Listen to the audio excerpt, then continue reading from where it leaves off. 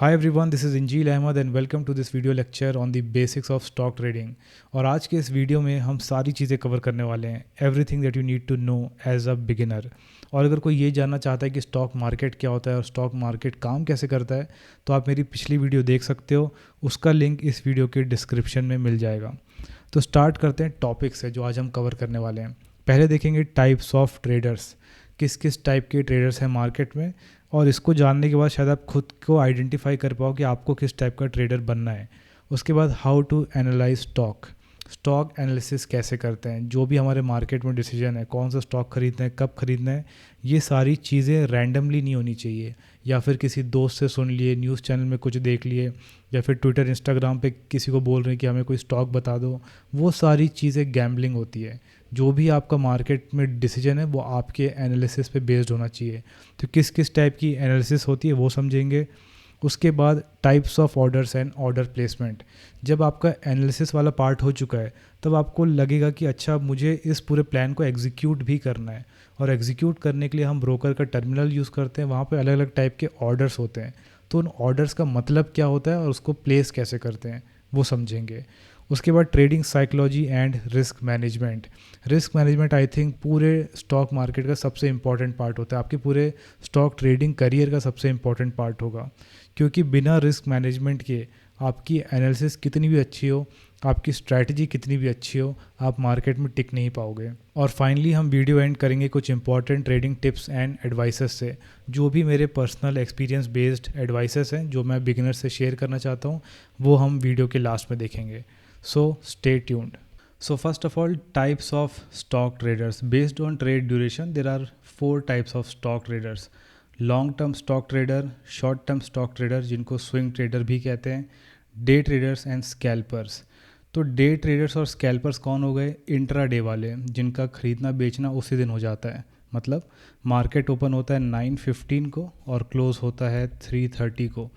इस time period के बीच में ही इनका बाइंग और सेलिंग हो जा रहा है दोनों का। तो फिर लॉन्ग टर्म वाले कौन है? जो आज खरीद के 1 साल से ज़्यादा होल्ड करके रखते हैं, वो हो गए लॉन्ग टर्म। और शॉर्ट टर्म या स्विंग ट्रेडर कौन है? जो आज खरीद के या तो कल बेच दें, मतलब जिनका ट्रेड ड्यूरेशन 1 डे का हो या फिर अप टू 1 ईयर। और डे ट्रेडर्स होते हैं जो 1 घंटे से 4-5 घंटे के आसपास तक उनका ट्रेड चलता है, वो भी 9:15 से 3:30 के अंदर ही। And then we have scalpers, जिनका ट्रेड ड्यूरेशन है विद इन मिनट्स, मतलब अभी खरीद रहे हैं और विद इन मिनट्स 2-3 मिनट के अंदर बेच देते हैं। तो जो इतने शॉर्ट ड्यूरेशन में ट्रेड करते हैं उनको स्कैल्पर्स बोलते हैं। और जब आप स्टार्ट कर रहे हो ट्रेडिंग, तब आपको स्कैल्पिंग से दूर रहना है। स्कैल्पिंग क्योंकि बहुत ज़्यादा डिसिप्लिन और एग्जीक्यूशन स्पीड और बहुत ज़्यादा स्किल मांगता है, जो कि एक बिगिनर के पास नहीं होता है। तो इनिशियल ईयर में आपको लॉन्ग टर्म, शॉर्ट टर्म या डे ट्रेडिंग ही कुछ इनमें से ही कुछ करना है। और इसके थ्रू अगर एक बार कंसिस्टेंटली प्रॉफिट जनरेट करना स्टार्ट कर दो, उसके बाद साइड बाय साइड स्कैल्पिंग की प्रैक्टिस कर सकते हो। तो ये हो गए 4 types of stock traders. So now how to analyse stock. जब भी मार्केट में कोई स्टॉक खरीद रहे हैं या बेच रहे हैं, या स्टॉक मार्केट में जो भी हम डिसीजंस लेते हैं कि कौन सा स्टॉक खरीदना है, किस रेट पे खरीदना है, कब खरीदना है, तो ये सारे डिसीजन किसी एनालिसिस पे बेस्ड होना चाहिए। तो जितने भी प्रोफेशनल्स हैं मेनली 2 टाइप की एनालिसिस फॉलो करते हैं, एक है फंडामेंटल एनालिसिस और एक है टेक्निकल एनालिसिस। दोनों के नाम से हल्का हल्का आइडिया लग रहा होगा। फंडामेंटल एनालिसिस हो गया किसी कंपनी के फंडामेंटल्स को एनालाइज करना, कि कंपनी है कैसी, उनका प्रॉफिट क्या है, क्या लॉस है, वो उनका बिजनेस मॉडल क्या है। तो एक कंपनी को जानना वो आता है फंडामेंटल एनालिसिस से। और टेक्निकल एनालिसिस क्या हो गया? जहाँ पे जो उस कंपनी के शेयर का प्राइस है, तो उसके प्राइस का जो चार्ट है उसमें कुछ एनालिसिस करना, उसमें कुछ पैटर्न ढूंढना और उसमें कुछ स्टडी करना, तो वो वाला पार्ट होता है टेक्निकल एनालिसिस का।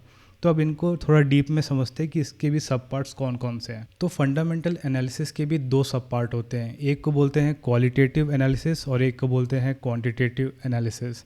तो क्वालिटेटिव क्या हो गया? ऐसी एनालिसिस जो कि नॉन न्यूमेरिक इन्फॉर्मेशन पे बेस्ड हो। फॉर एग्जांपल मैनेजमेंट्स बैकग्राउंड, जो इस टाइप की इन्फॉर्मेशन होती है उसको आप नंबर्स में कन्वर्ट नहीं कर सकते हो, उन पे बस आप एक सब्जेक्टिव पॉइंट ऑफ व्यू रख सकते हो। तो फिर किसी कंपनी का जो मैनेजमेंट है वो कैसा है, या फिर कंपनी का बिजनेस मॉडल कैसा है। कई बार ऐसा देखने में आता है कि कुछ कंपनीज अपने इनिशियल इन्वेस्टर्स के पैसों का यूज़ करके इतना मार्केटिंग करती है और ऐसे सर्विसेज फ्री में देती है कि एक जनरल पब्लिक के दिमाग में ऐसा परसेप्शन बन जाता है कि ये कंपनी पक्का बहुत ही अच्छी होगी, और जब भी उनका आईपीओ लॉन्च होता है तो लोग कूद के सब खरीद लेते हैं। जितने आईपीओ के थ्रू अलॉटमेंट्स होते हैं सारी चीज़ें रिटेल इन्वेस्टर्स खरीदने लग जाते हैं। तो बिना बिजनेस मॉडल जाने अगर आप बाई कर रहे हो तो चांसेस है कि आपके इन्वेस्टमेंट पे आपका लॉस हो जाए अगर आप लॉन्ग टर्म के लिए उस कंपनी में इन्वेस्ट किए हो तो।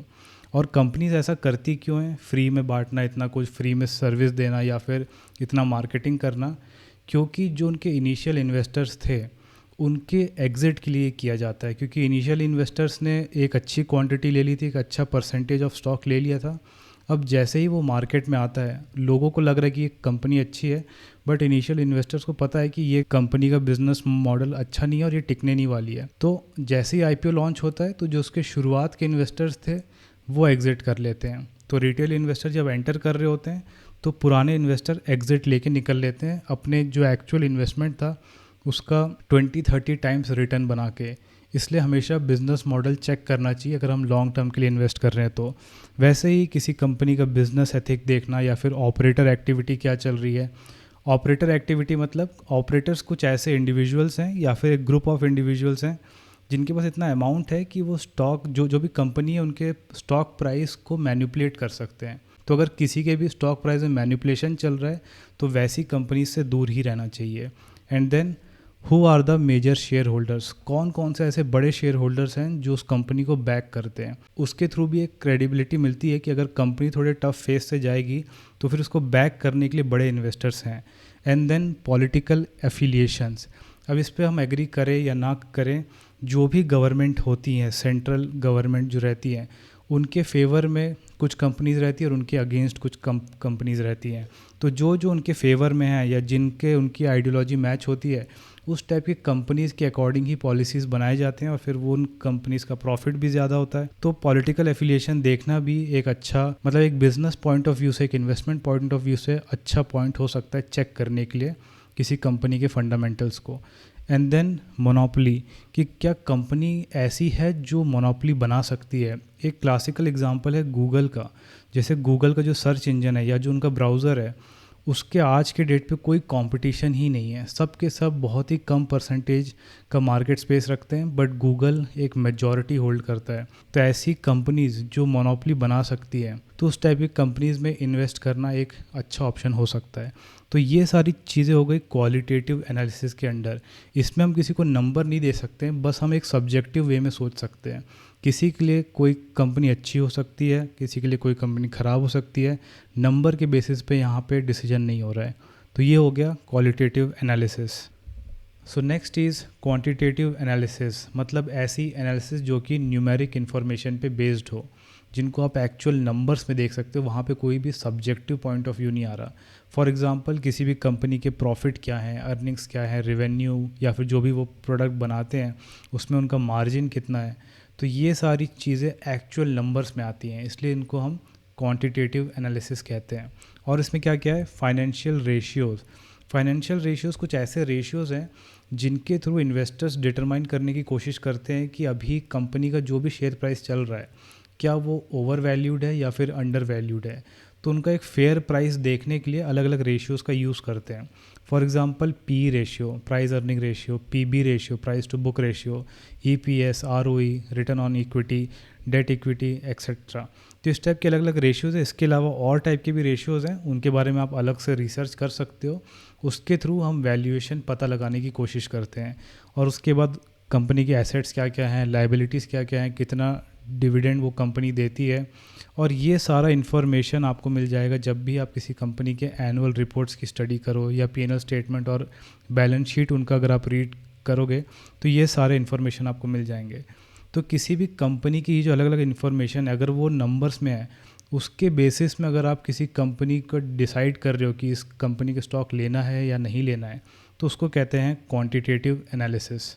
So next is technical analysis, but उसको समझने से पहले हमको एक दूसरा कॉन्सेप्ट क्लियर करना पड़ेगा जिसे कहते हैं short selling. So what is short selling?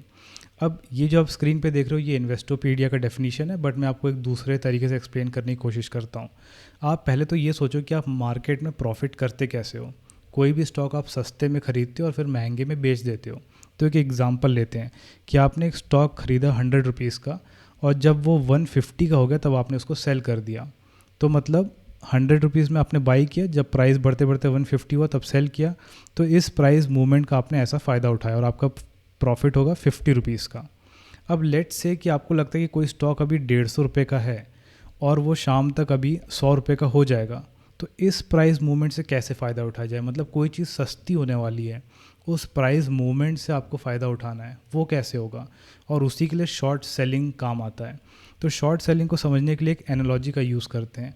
तो मान के चलो कि ये जो पेन है वो अभी 20 रुपीज़ का है। अभी आप मार्केट में गए देखे तो ये पेन अभी 20 रुपीज़ का बिक रहा है और आपको लगता है कि ये शाम तक 10 रुपये का हो जाएगा। तो आप क्या करोगे कि जिसके पास ये पेन ऑलरेडी है, कुछ ऐसे इन्वेस्टर जिन्होंने इसको लॉन्ग टर्म के लिए खरीद रखा है, तो आप उनसे वो पेन लोगे, उनको बोलोगे कि मैं आपको ये शाम को गारंटीड वापस कर दूंगा, आप ये पेन मुझे दे दो।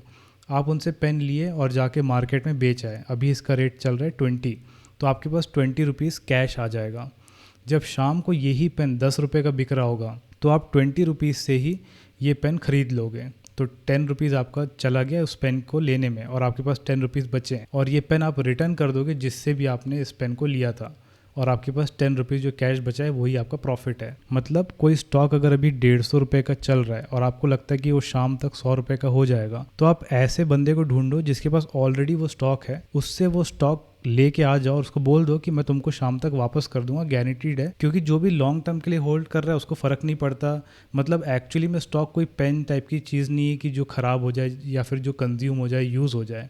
तो स्टॉक तो इलेक्ट्रॉनिक फॉर्मेट में है। तो आप किसी और से स्टॉक बोरो करोगे इस गारंटी पे कि आप उसको शाम को वो स्टॉक रिटर्न कर दोगे जितने स्टॉक लिए हो। जाके आप मार्केट में 150 का बेच दिए तो आपके पास 150 कैश आ गया।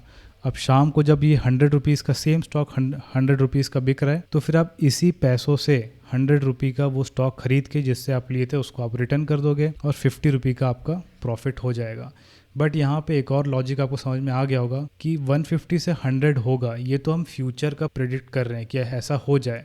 बट लेट्स से कि आपने 150 पे जाके उसको बेच दिया और शाम को ये 200 रुपये का बिक रहा है और आपने उसको गारंटी दी थी कि आपको वो स्टॉक खरीद के उसको आप वापस करोगे। तो फिर 150 का आपने बेचा था, आपके पास 150 कैश था। अब आपको अपनी जेब से 50 रुपये और लगा के 200 में वो स्टॉक खरीद के जिससे आपने दिन में स्टॉक लिया था उसको वापस करना पड़ेगा।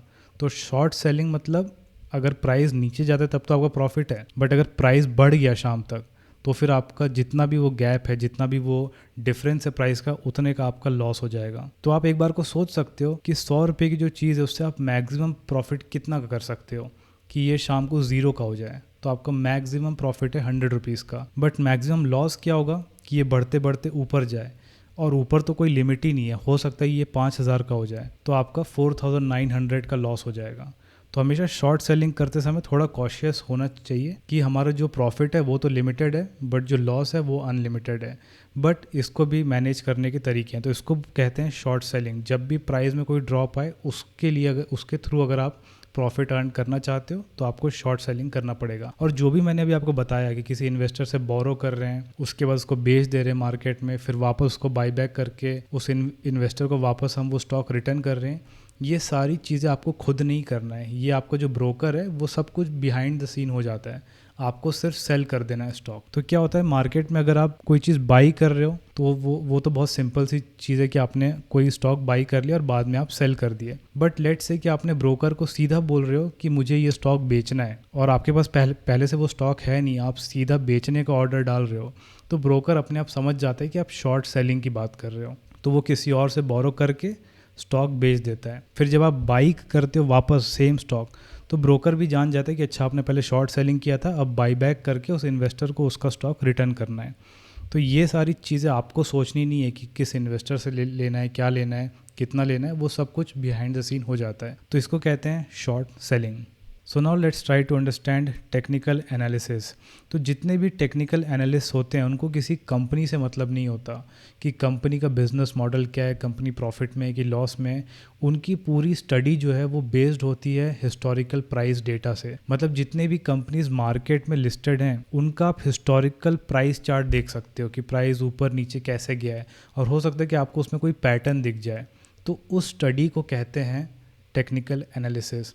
और जितने भी एनालिस्ट होते हैं वो दो टाइप की फ़िलॉसफी मानते हैं या फिर एज्यूम करके चलते हैं कि वो ट्रू है। पहला है मार्केट्स डिस्काउंट एवरीथिंग, मतलब जो भी मार्केट में आप किसी भी स्टॉक का प्राइस देख रहे हो वो ये मान के चल रहे हैं कि जितना भी इन्फॉर्मेशन अवेलेबल है, बहुत सा इन्फॉर्मेशन ऐसा होता है जो कि रिटेल ट्रेडर्स के पास नहीं होता है, जो कि कुछ जो कंपनी में ऑलरेडी काम कर रहे हैं उनके पास तो इन्फॉर्मेशन पहले आ जाता है। जब हम फंडामेंटल एनालिसिस समझते हैं तो उसमें हम ये बात करते हैं कि कंपनी प्रॉफिट्स कितना कर रही है, अर्निंग क्या है, रिवेन्यू क्या है, उनके एनुअल रिपोर्ट पढ़ना। बट आप खुद सोच सकते हो कि एनुअल रिपोर्ट तो जैसे एंड में जाके पब्लिकली बताया जाता है, उससे पहले तो जो भी उस कंपनी में काम करते हैं लोग, फॉर एग्जांपल जो अकाउंटिंग वाले डिपार्टमेंट में है, जो खुद रिपोर्ट देने वाले हैं पब्लिक में, उनको तो पहले से ही पता है, कई बार महीनों पहले पता होता है कि वो क्या रिपोर्ट करने वाले हैं। तो वो तो अपने ही फ्रेंड्स फैमिली को बोल सकते हैं कि इस स्टॉक को खरीद लो क्योंकि हम आज से 1 महीने बाद कुछ रिपोर्ट करने वाले हैं जिसके कारण रिटेल इन्वेस्टर्स खरीद लेंगे स्टॉक को। तो आप पहले ही खरीद लो ताकि जब वो खरीदेंगे उससे डिमांड आएगा तो प्राइस बढ़ेगा स्टॉक का, तब आप एग्जिट कर लेना। कई लोग न्यूज़ के बेसिस पे ट्रेड करते हैं, तो आप ये सोच सकते हो कि जो भी न्यूज़ है, जो भी रिपोर्ट है, हर चीज़ रिटेल ट्रेडर्स को सबसे लास्ट में मिलता है। जो भी लोग उस कंपनी में काम करते हैं, जो उस कंपनी का सीईओ है, उन सब के पास तो पहले से इन्फॉर्मेशन होती है। तो मार्केट्स डिस्काउंट एवरीथिंग का मतलब यही है कि जितनी भी इन्फॉर्मेशन है, जो हो सकता है कि रिटेल ट्रेडर्स के पास वैसे ना हो, बट वो प्राइस पे हमको दिख जाएगा। कोई भी इनसाइडर वाला बंदा है जिसके पास कुछ इन्फॉर्मेशन है अंदर की, अगर वो भी खरीदेगा तो उसके खरीदने से भी आप एक्चुअल मार्केट का जो शेयर प्राइस है उसमें आप मूवमेंट देख सकते हो। तो जब भी प्राइस में कोई मूवमेंट आता है उससे कोई छुप नहीं सकता। भले एक बार को मैं पब्लिकली कुछ रिपोर्ट ना करूं कंपनी के बारे में, बट अगर मुझे अंदर ही अंदर इंटरनली पता है कि कंपनी में कुछ खराब चल रहा है और अगर उस डर से मैं कंपनी के शेयर्स बेचूं तो वो चीज़ प्राइस में तुरंत रिफ्लेक्ट होगी। इसलिए कहते हैं कि मार्केट्स डिस्काउंट एवरीथिंग। जितना भी इंफॉर्मेशन है उस बेसिस पे जो भी लोग ट्रेड खरीदना बेचना कर रहे हैं, भले आपसे कोई कुछ ज़्यादा जानता हो, आप सोच सकते हो कि यार मेरे पास इतना सोर्स नहीं है कि मैं कंपनी के अंदर क्या चल रहा है वो सब जान पाऊँ, तो भी जिनके पास सोर्स हैं, जो आपको लगता है कि आपसे ज़्यादा स्मार्ट है, अगर वो स्मार्ट लोग भी खरीदेंगे तो भी आप प्राइस में वो चेंज देख पाओगे। और सेकंड फिलॉसफी है history tends to repeat itself. मतलब हिस्टोरिकली आप जो भी पैटर्न देख रहे हो प्राइस में, ये आप बार बार रिपीट होता हुआ देखोगे। और आप ये मान के चलते हो कि कुछ पैटर्न्स ऐसे होते हैं जो कि बार बार रिपीट होते हैं। और कोई सोच सकते हैं कि ये रिपीट होते क्यों हैं, क्योंकि आप सोचो कि ट्रेडिंग जो भी कर रहा है या इन्वेस्टिंग जो भी कर रहा है, उनकी ट्रेड इन्वेस्ट हर चीज़ प्राइस पे जो भी वो बन रहा है, हर चीज़ बेसिकली हमारे इमोशंस का रिफ्लेक्शन ही है।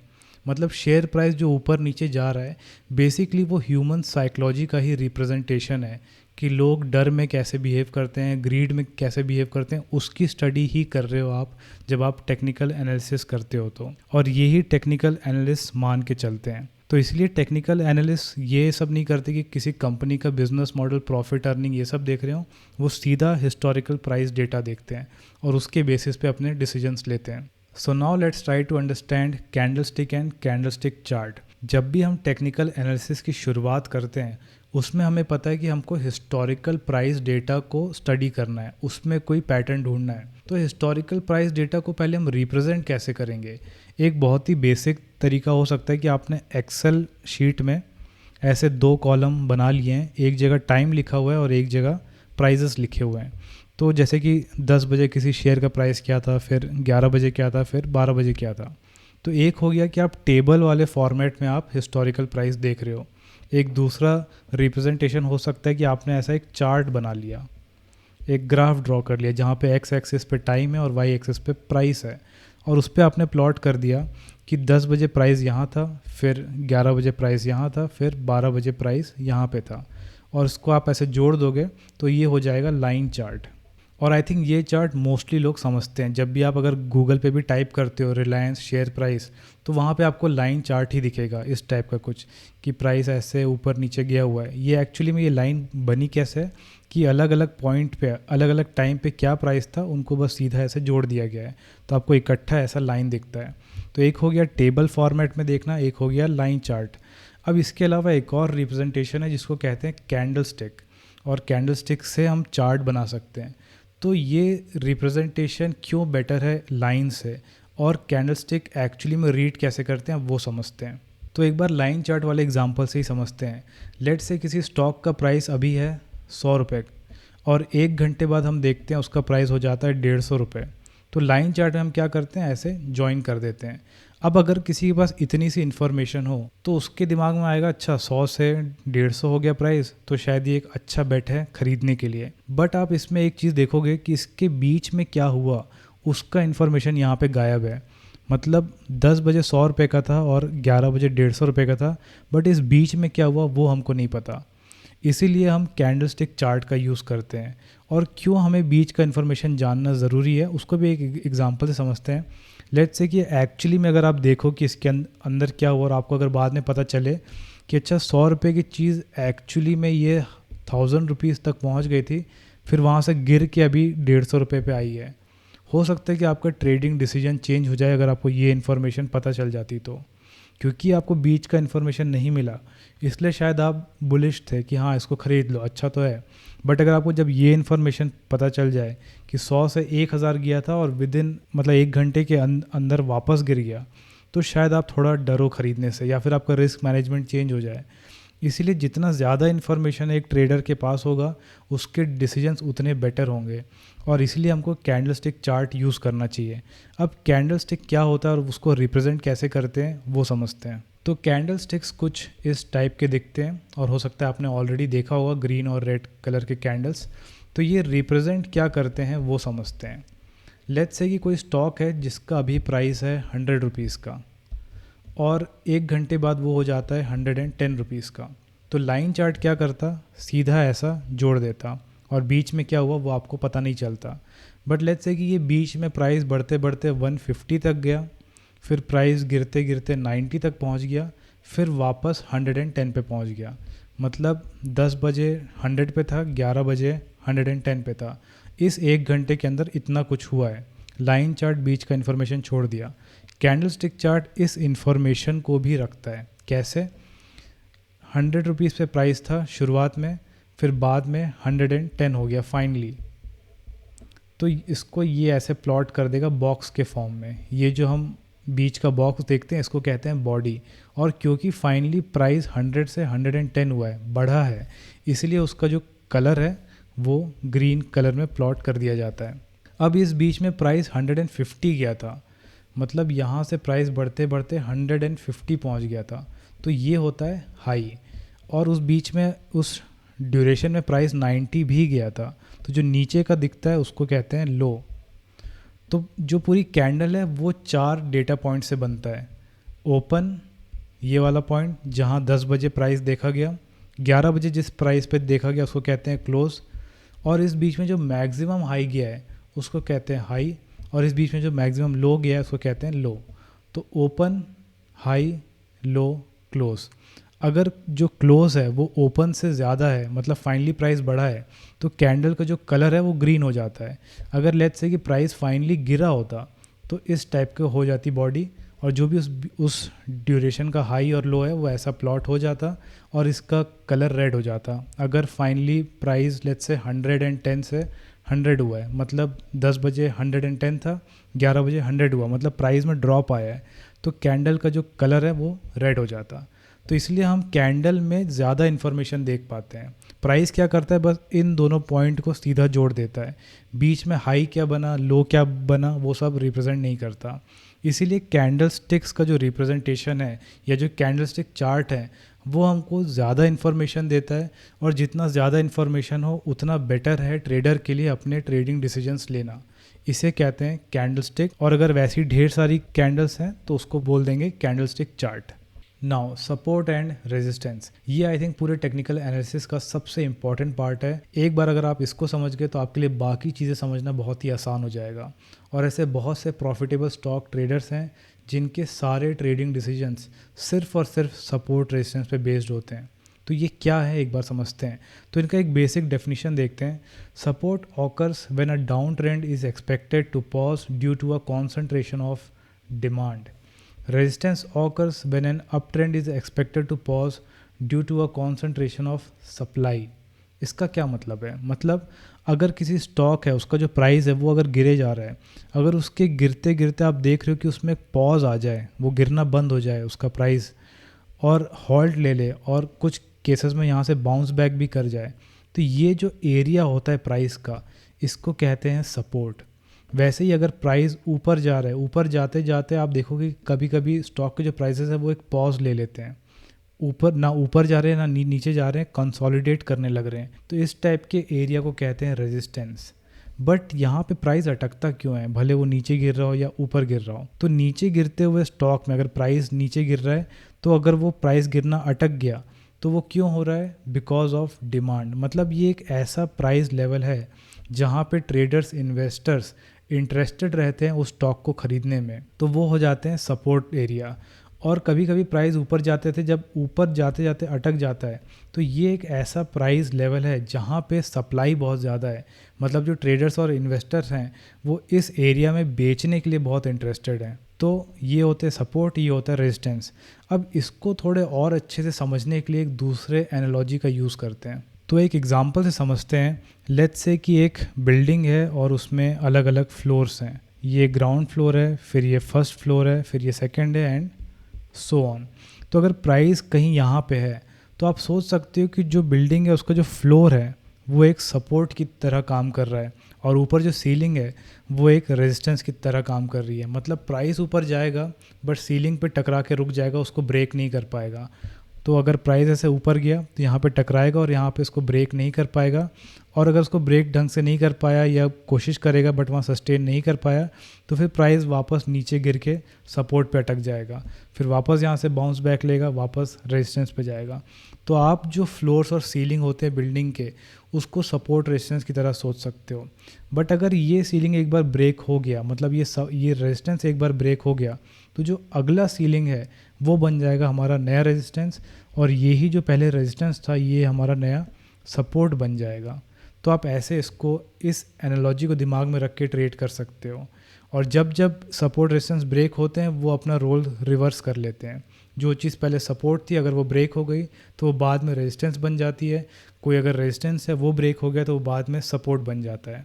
तो इस एनालॉजी को दिमाग में रख के आप अपनी ट्रेडिंग डिसीजंस ले सकते हो।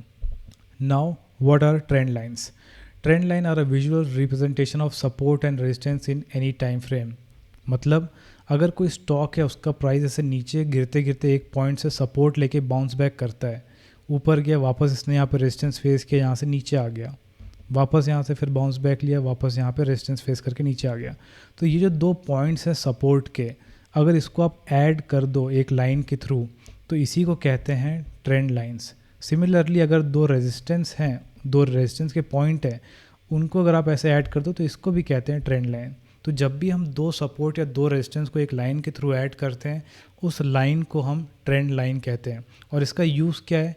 क्योंकि अगर आपने एक बार ऐसे लाइन ड्रॉ कर ली, 2 पॉइंट आपको मिल गए, उसके बाद आपने लाइन ड्रॉ कर ली, तब आपको पता है कि जब प्राइस वापस गिरते गिरते इस पॉइंट पे आएगा तो यहाँ पे बाई करना एक अच्छी अपॉर्चुनिटी है। सिमिलरली अगर जाते जाते अगर इस ट्रेंड लाइन को मैच होते हुए वहाँ पे अगर प्राइस पहुँच चुका है, तब वहाँ पे उस स्टॉक को बेचना एक अच्छा जगह होगा शॉर्ट सेल करने के लिए या फिर अपना जो भी पोजीशन है उससे एग्जिट करने के लिए। इसलिए यूज़ करते हैं हम ट्रेंड लाइंस का। बट जब हम सपोर्ट रेजिस्टेंस समझते हैं तब हम हॉरिजॉन्टल ट्रेंड लाइंस की बात कर रहे होते हैं। मतलब प्राइस नीचे से बाउंस किया, ऊपर गया, अटक गया, फिर नीचे आया, फिर ऊपर आया, फिर नीचे आया, तो यहाँ पे हम हॉरिजॉन्टल ट्रेंड लाइंस ड्रॉ करते हैं। बट अगर आप एक्चुअल चार्ट में देखोगे तो आपको कई बार दिखेगा कि जो सपोर्ट रेजिस्टेंस होते हैं वो ज़रूरी नहीं कि हॉरिजॉन्टल वाले ही हों, कई बार हमको वो एक डायगोनल फेस में भी दिखते हैं।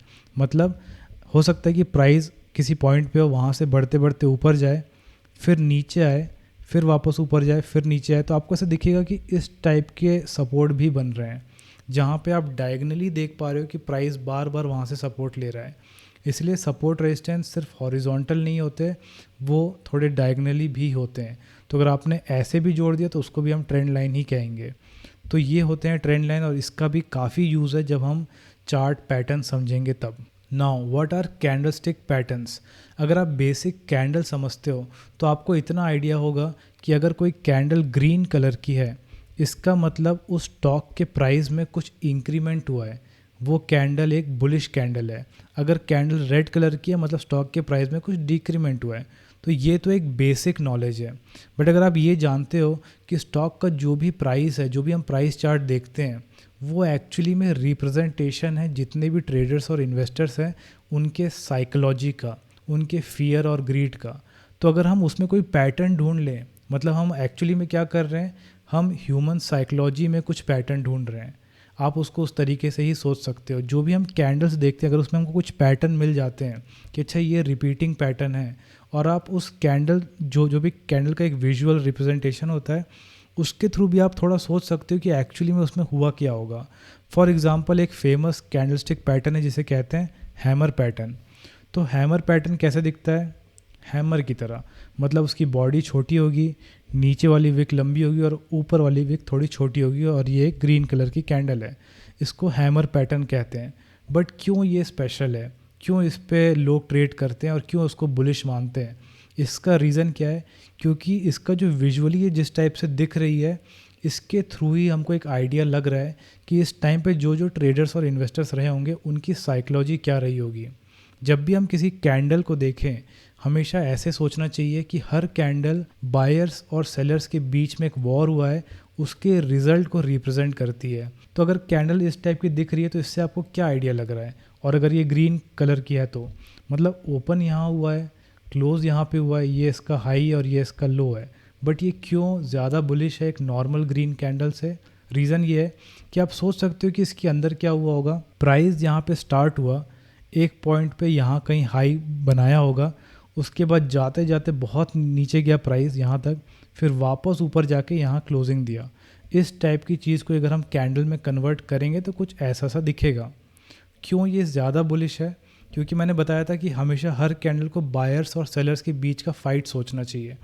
मतलब बायर्स प्राइस को पहले थोड़ा ऊपर ले गए और सेलर्स वापस उसको नीचे ले गए, काफ़ी नीचे ले गए। मतलब ये विक शो करता है कि सेलर्स ने पहले बहुत ज़्यादा पुश दिया था नीचे के साइड में, बट फाइनली बायर्स वापस ऊपर आए। मतलब वापस वहाँ पे इस एरिया में एक स्ट्रॉन्ग डिमांड वाला एरिया है जहाँ पे वापस स्टॉक का प्राइस बढ़ने लग गया और सेलर्स सस्टेन नहीं कर पाए और बायर्स प्राइस को ऊपर ले जाते ऊपर कहीं क्लोज किए।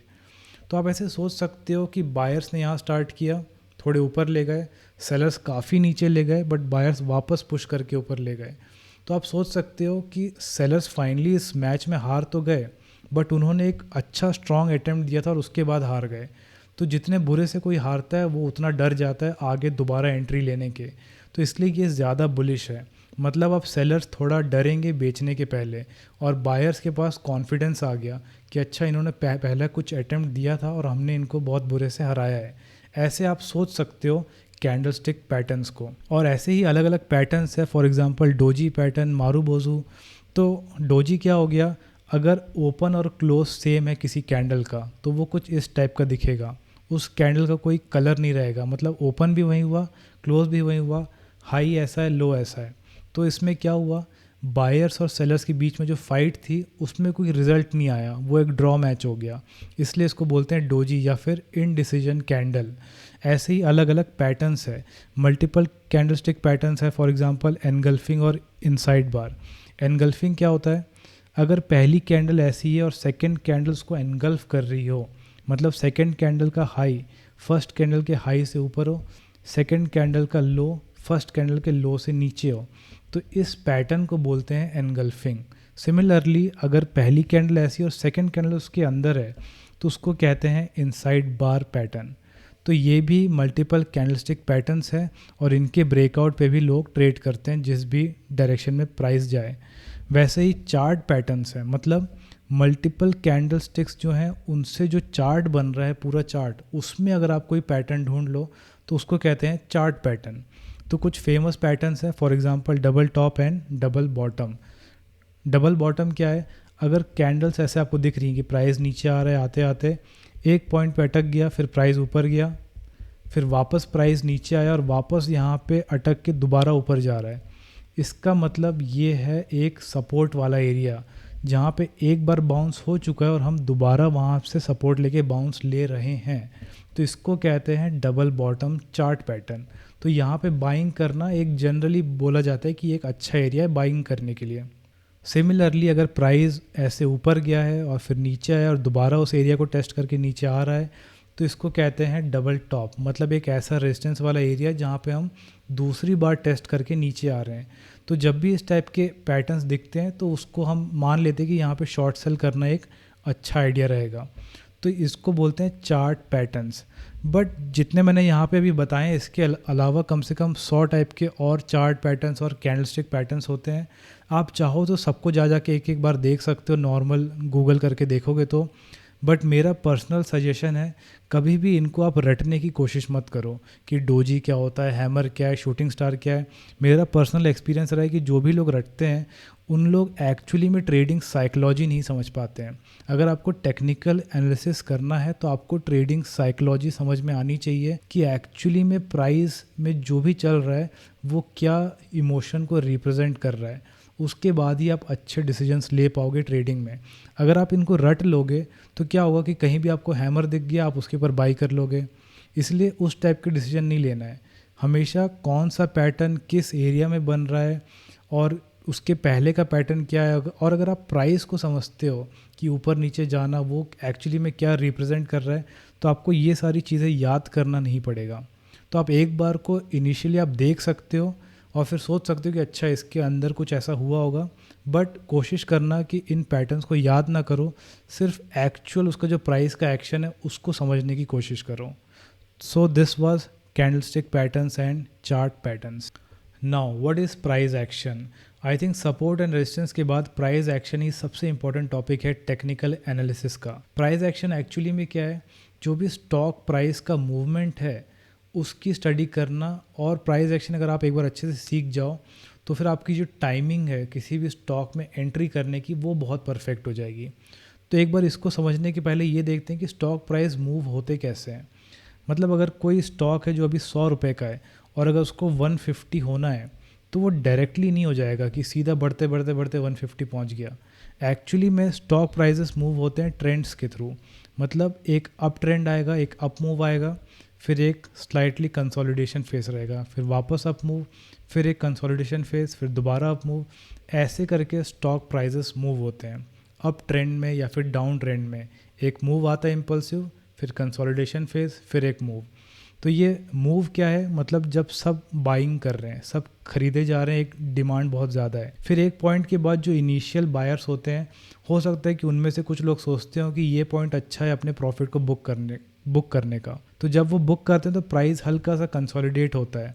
मतलब इनिशियल जो बायर्स हैं वो प्राइस बुक कर रहे हैं और जो लोग पहले ख़रीद नहीं पाए थे वो एंट्री ले रहे हैं। इसलिए प्राइस ज़्यादा गिरता भी नहीं है और ज़्यादा बढ़ता भी नहीं है, बस कंसोलिडेट हो रहा होता है। उसके बाद जैसे ही पिछले जो बायर्स हैं वो बाहर आ चुके हैं मार्केट से और नए बायर्स एंट्री कर चुके हैं, अब दोबारा जैसे डिमांड आएगी वापस प्राइस ऊपर बढ़ता है। तो इस तरीके से ही प्राइस में मूवमेंट आता है। एक मूव आएगा अप मूव, फिर कंसोलिडेशन फेस, फिर दोबारा मूव। तो अगर आप इसको अच्छे से समझ जाओ और इसके बेसिस पे ट्रेडिंग करो तो उसी को कहते हैं प्राइस एक्शन ट्रेडिंग। जब आप प्राइस के एक्शन को देख रहे हो और उसके बेसिस पे ट्रेड कर रहे हो। और अगर इसको हम सपोर्ट एंड रेजिस्टेंस के साथ ऐड कर दें तो फिर आपकी टाइमिंग बहुत अच्छी हो जाएगी। For example, so let's say कि यहाँ पे रेजिस्टेंस है और यहाँ पे कोई सपोर्ट है और कोई स्टॉक का प्राइस ऐसे गिरते गिरते गिरते इस सपोर्ट तक पहुँच गया और यहाँ पे कंसोलिडेट कर रहा है। फिर यहाँ पे दोबारा एक नया ट्रेंड स्टार्ट कर रहा है। ट्रेंड जब भी स्टार्ट होगा ये नहीं कि सीधा रेजिस्टेंस तक पहुँच गया, एक स्टार्ट होगा, फिर एक कंसोलिडेशन होगा, फिर दोबारा यहाँ पे स्टार्ट होगा। तो ये जो दोबारा एंट्री का टाइम मिल रहा है, ये जो दोबारा इम्पल्सिव मूव आ रहा है, यहाँ पे generally price action traders entry करते हैं। इससे इनको 2-3 फ़ायदे हैं।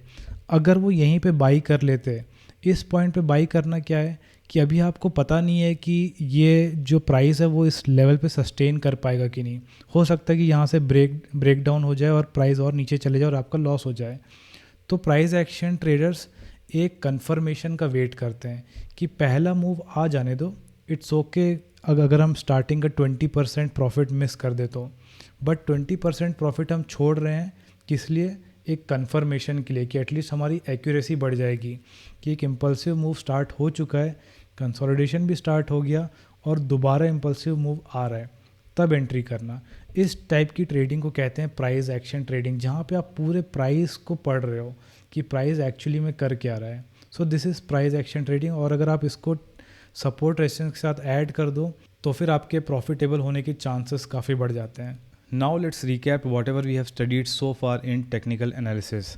तो हमने स्टार्ट किया था फिलॉसफी ऑफ टेक्निकल एनालिसिस से, that is markets discount everything and history tends to repeat itself.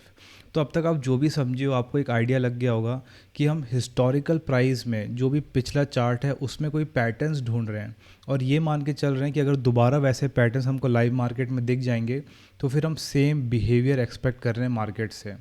तो उसी को कहते हैं history tends to repeat itself. और उसके बाद हमने देखा कैंडल स्टिक चार्ट्स, और हमको ये पता है कि जो भी एक कैंडल है वो 4 डेटा पॉइंट से बनती है, that is open, high, low and close. अगर ये 4 डेटा हमारे पास हैं तो हम कैंडल बना सकते हैं, प्लॉट कर सकते हैं। तो इसको कहते हैं कैंडल स्टिक्स। अब इसके साथ एक और डेटा होता है जो हमको ब्रोकर के थ्रू मिलता है, दैट इज़ वॉल्यूम। तो एक डेटा होता है ओपन, हाई, लो, क्लोज, जो कि प्राइस को रिप्रेजेंट कर रहा है कि स्टॉक का प्राइस क्या कहाँ ऊपर नीचे जा रहा है। और एक दूसरा डेटा होता है जिसे कहते हैं वॉल्यूम। अब वॉल्यूम क्या है? जो भी उस टाइम फ्रेम में, लेट्स से कि ये जो कैंडल है ये 1 घंटे को रिप्रेजेंट करती है कि उस घंटे में क्या हुआ है, उस समय स्टार्ट कहाँ से हुआ, क्लोज कहाँ पे हुआ, हाई और लो क्या बना। बट इस पूरे 1 घंटे में कितने बायर्स और सेलर्स थे जिनके बीच में ट्रेड हुआ, टोटल क्वांटिटी जो ट्रेड हुई है, तो उसे कहते हैं वॉल्यूम। और वो आपको जनरली, आप जो भी प्लेटफॉर्म यूज़ कर रहे हो उस कैंडल के नीचे ही आपको ऐसे वॉल्यूम्स दिख जाएंगी कि इस 1 घंटे में कितनी वॉल्यूम ट्रेड हुई है। कई बार आप, हो सकता है कि मेरे मुंह से भी सुने होंगे और बहुत सारे दूसरे एनालिस्ट भी इस टाइप की बात कभी कभी बोल जाते हैं कि इस टाइम पे बाइंग ज़्यादा हो रही है इसलिए प्राइस ऊपर जा रहा है, या फिर इस टाइम पे सेलिंग ज़्यादा हो रही है इसलिए प्राइस गिर रहा है। अब ये जो सेंटेंस है एक्चुअली में ये ट्रू नहीं है। कभी भी बाइंग ज़्यादा नहीं होती या फिर सेलिंग ज़्यादा नहीं होती। बाइंग और सेलिंग हमेशा इक्वल नंबर पे ही होती है। आप ऐसे सोच सकते हो कि अगर मैं ये सेंटेंस बोलूँ कि ये जो पेन है ये मार्केट में 10 बार बिका है और 4 बार ख़रीदा गया है, तो ये बहुत इलॉजिकल सा स्टेटमेंट है, क्योंकि कोई चीज़ जितने बार बिकती है उतने बार ही कोई दूसरे एंड में है जो ख़रीद रहा है। तो जब भी हम वॉल्यूम देखें तो फिर बाइंग और सेलिंग इक्वल नंबर का हुआ है, ये ध्यान में रखना है। कभी भी बाइंग और सेलिंग कम ज़्यादा नहीं होते। बट जब हम ये बोलते हैं कि ज़्यादा बाइंग हुई है तो उससे एक्चुअली में हम लोग मीन क्या कर रहे होते हैं, उसका मतलब ये है कि अगर बायर्स और सेलर्स हैं और अगर वो कोई स्टॉक को ट्रेड कर रहे हैं, तो लेट्स से कि 100 रुपीज़ का स्टॉक है, बायर है वो 100 रुपीज़ में ख़रीदने के लिए तैयार है और जो सेलर है वो 100 रुपीज़ में बेचने के लिए तैयार है। तो जब तक बायर्स और सेलर्स सेम प्राइस पे एग्री कर रहे हैं तब तक उस स्टॉक का प्राइस कहीं मूव नहीं होगा। बट अगर कोई बायर ऐसे रेडी हो जाए कि नहीं, अब मैं ज़्यादा में ख़रीदने के लिए भी रेडी हूँ, और एक सेलर्स भी असली में क्या चाहते हैं कि वो महंगा बेचें, कोई भी सस्ते में नहीं बेचना चाहता, बायर चाहते हैं सस्ता ख़रीदें। बट अगर कोई बायर एग्री हो जाता है कि मैं ज़्यादा में ख़रीदने के लिए रेडी हूँ और सेलर्स भी मोस्टली यही चाह रहे होते हैं कि हम ज़्यादा में बेचें, तो उसे कहते हैं डिमांड का जनरेशन होना। मतलब जब बायर्स एक के ऊपर एक चढ़ने लग जाते हैं कि हम और ज़्यादा पैसे देने के लिए रेडी हैं, तो जितने ऊपर वो प्राइस चढ़ते जा रहा है उसके हिसाब से स्टॉक का प्राइस मूव होता है। और सिमिलरली अब जब गिरता है तो आप सोच सकते हो कि बायर्स जो हैं वो ख़रीदने के लिए रेडी नहीं है बड़े दाम पे, वो कम के लिए ही ख़रीदने में रेडी हैं, और जो सेलर्स हैं उनको फिर कम में बेचना पड़ता है, इसीलिए हमको स्टॉक का प्राइस गिरता हुआ दिखता है। तो इसको बोलते हैं वॉल्यूम, और बायर्स और सेलर्स हमेशा इक्वल नंबर के ही होते हैं, ये ध्यान में रखना। So next is support and resistance. जो भी एरिया जहाँ पे प्राइस गिरते गिरते अटक जाता है और वहाँ से बाउंस ले सकता है क्योंकि वहाँ पे डिमांड बहुत है, या फिर ऐसा एरिया प्राइस चार्ट में जहाँ पे प्राइस बढ़ते बढ़ते ऊपर अटक जाए और शायद वहाँ से नीचे रिटर्न हो जाए, तो उसे कहते हैं रेजिस्टेंस। और वो क्यों होता है? क्योंकि वहाँ पे सप्लाई ज़्यादा है। Next is trend lines. जहाँ पे भी 2 सपोर्ट पॉइंट आपको दिख जाएं कि कहीं पे प्राइस 2 बार सपोर्ट लिया है, अगर उन दोनों पॉइंट्स को आप जोड़ दोगे और उसको एक्सटेंड कर दोगे उस लाइन को, तो उसी को कहते हैं ट्रेंड लाइंस। तो सपोर्ट पे जोड़ दो या फिर रेजिस्टेंस पे जोड़ दो, दोनों को ही ट्रेंड लाइंस कहते हैं। और उसके बाद हमने देखा कैंडल स्टिक पैटर्न्स।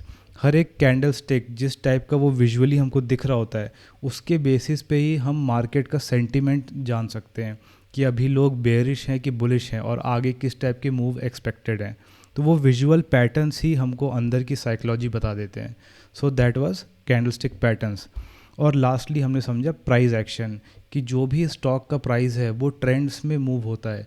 और अगर आप उसकी चाल समझ जाओ कि एक बार एक इम्पल्सिव मूव आता है, फिर कंसोलिडेशन, फिर इम्पल्सिव मूव, फिर कंसोलिडेशन, अगर आप इसको अच्छे से समझ जाओ तो आपकी एंट्री एग्जिट हर चीज़ बहुत परफेक्ट हो जाएगी, आपकी टाइमिंग अच्छी हो जाएगी। सो that was price action. So now what are indicators? Technical indicators are mathematical calculations based on the price or volume data of a stock used by traders to identify trading opportunities. अब इसको समझने के लिए वापस basic पे जाते हैं कि टेक्निकल एनालिसिस जब हम स्टार्ट करते हैं तो हमारी स्टार्टिंग होती है candlestick pattern, chart pattern, support resistance, trend line, price action, इन सारी चीज़ों से।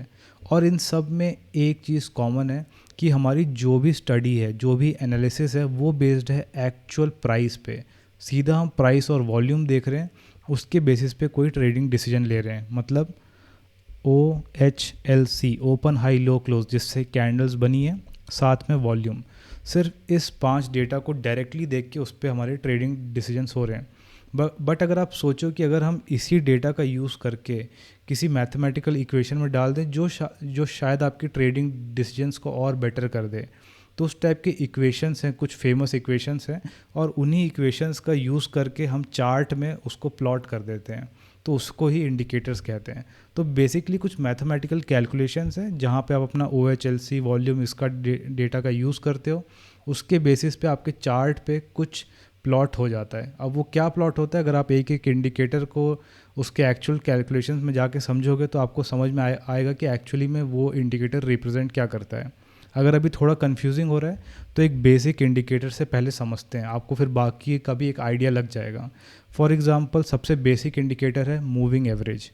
ये क्या करता है कि लेट्स से कि ऐसे 4-5 कैंडल्स हैं ऐसे, और आपने एक उसमें सेटिंग्स है, उसमें आपने सेट कर दिया है कि मुझे पिछले 5 कैंडल का एवरेज लगातार प्लॉट करता हुआ दिखना चाहिए। तो लेट्स से कि 1 2 3 4 5, तो इस पॉइंट पे जब ये वाली कैंडल लाइव चल रही होगी, उस टाइम पे ये जो पिछली 5 कैंडल है, इनका जो क्लोजिंग है, जैसे OHLC है, तो उसमें आपको एक ऑप्शन मिल जाएगा कि आप क्लोजिंग का एवरेज चाहते हो कि ओपन का, कि हाई का, कि लो का।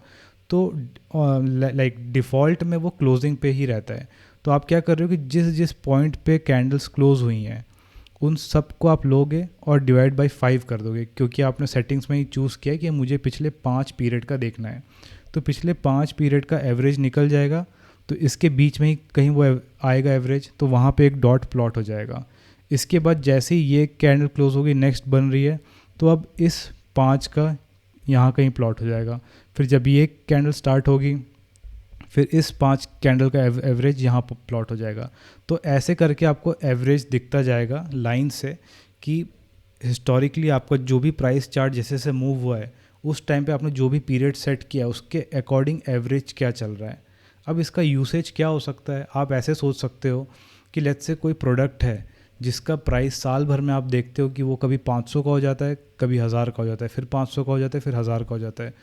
तो फिर आप अगर आज के डेट पे लाइव मार्केट में उसका प्राइस देख रहे हो और वो 950 चल रहा है, तो आप खुद सोच सकते हो कि यार जब ये इतना झूलता है ऊपर से नीचे और इसका एवरेज प्राइस 750 है, तो 750 से ऊपर ख़रीदने का सेंस नहीं बनता। एटलीस्ट उसके आसपास हो तब आप ख़रीदो, तो कुछ शायद उससे आप प्रॉफिट निकाल पाओ। बट अगर आप एवरेज से इतना दूर ख़रीद रहे हो तो काफ़ी चांसेस है कि वहाँ से प्राइस वापस रिटर्न हो जाए अपने एवरेज के पास। तो ऐसे आप मूविंग एवरेज का यूज़ कर सकते हो। बस ये जो मैं अभी बता रहा हूँ ये कोई सजेशन नहीं है कि आप ऐसे जाके ट्रेड करने लग जाओ, बस ये एक पॉसिबल यूसेज है मूविंग एवरेज का। वैसे ही अलग अलग इंडिकेटर्स हैं, RSI, Bollinger band, MACD, stochastic, super trend. आप अपने ब्रोकर के टर्मिनल पे देखोगे तो वहाँ पे 100+ इंडिकेटर्स आपको दिख जाएंगे। तो जो सजेशन मेरा कैंडलस्टिक पैटर्न्स के लिए रहता है कि आपको रटना नहीं है, आप साइकोलॉजी समझो काइंड ऑफ। इसमें भी मेरा एक सजेशन है कि सारे इंडिकेटर्स को जा के समझने की ज़रूरत नहीं है। जो टॉप 5-10 इंडिकेटर्स हैं उनका ही कैलकुलेशन आप एक बार देख लो कि वो रिप्रेजेंट क्या कर रहे हैं, क्योंकि मोर और लेस सारे इंडिकेटर्स एक टाइप की बात ही बताते हैं। कोई मोमेंटम शो कर रहा होता है, कोई एवरेज शो कर रहा है, तो कोई ऑसिलेशन दिखा रहा है, साइकिल्स दिखा रहा है प्राइस की। तो 3-4 टाइप की ही चीज़ें हैं, वो ही आप बार बार देख रहे होते हो अलग अलग इंडिकेटर के फॉर्म में। और इसमें भी एक चीज़ ध्यान रखना है कि प्राइस के डेटा से इंडिकेटर बनाए, इंडिकेटर से प्राइस नहीं बनता। कई लोग जब इंडिकेटर बेस्ड ट्रेडिंग करते हैं तो वो ऐसा सोचने लग जाते हैं कि अच्छा इंडिकेटर जो शो कर रहा है उस हिसाब से हम प्राइस में कोई रिफ्लेक्शन देखेंगे, बट प्राइस पहले आता है, इंडिकेटर बाद में आता है। प्राइस के डेटा से इंडिकेटर बनाएं। इसीलिए इसको आप एक एक करके समझ सकते हो। इसके बारे में भी मैं आगे जो वीडियोस बनाऊंगा इंटरमीडिएट वाली, उसमें इसके बारे में सारी चीज़ें शेयर कर दूंगा। और ऐसे ही हम अलग अलग इंडिकेटर्स का यूज़ करते हैं अपनी ट्रेडिंग में। So these are technical indicators. So now next is types of stock traders based on trading plan. तो ट्रेडिंग प्लान क्या होता है पहले वो समझते हैं। ट्रेडिंग प्लान कह लो या फिर स्ट्रैटेजी कह लो। जितने भी प्रोफेशनल स्टॉक ट्रेडर्स हैं, जब भी वो लाइव मार्केट में कोई डिसीजन लेते हैं, कौन सा स्टॉक लेना है, कितनी क्वांटिटी लेना है, ख़रीदना है कि बेचना है, कितना प्रॉफिट बुक करना है, उनके सारे डिसीजन किसी प्लानिंग पे बेस्ड होते हैं। या तो वो प्लानिंग किसी सेट ऑफ रूल्स के थ्रू आते हो या फिर उनके एक्सपीरियंस पे बेस्ड हो, तो उनको ही कहते हैं ट्रेडिंग स्ट्रैटेजीज़। तो ट्रेडिंग स्ट्रैटेजीज़ के अंडर क्या क्या आता है? स्टॉक सिलेक्शन, कि ऐसे कौन सी कंडीशंस फुलफ़िल कर रहा हो स्टॉक जब जाके आप उसमें ट्रेड करोगे, क्योंकि मार्केट में हज़ारों स्टॉक हैं और आपको उनमें से कुछ चूज़ करना पड़ता है कि सिर्फ इन सेलेक्टेड स्टॉक्स में ही आज आप ट्रेड करने वाले हो। उसके बाद आपकी एंट्री कंडीशन क्या है, एग्ज़िट कंडीशन क्या है, मतलब कितना प्रॉफिट आप एक्सपेक्ट कर रहे हो, कितना प्रॉफिट हो जाए तब आप उस प्रॉफिट को बुक कर लोगे, या फिर कितना लॉस चल रहा है तब आप उस लॉस को बुक करके निकल जाओगे। और आपका रिस्क मैनेजमेंट क्या है, कि आप कितना कैपिटल रिस्क पे रख रहे हो, कितनी क्वांटिटी ले रहे हो। तो इन चारों चीज़ों से बनता है आपका ट्रेडिंग स्ट्रैटेजी। अब ट्रेडिंग स्ट्रैटेजी भी दो टाइप की होती हैं। जैसे कि मैंने बताया कि जो ट्रेडर्स होते हैं या तो उनकी प्लानिंग किसी सेट ऑफ रूल्स के थ्रू आ रही है या तो एक्सपीरियंस बेस्ड।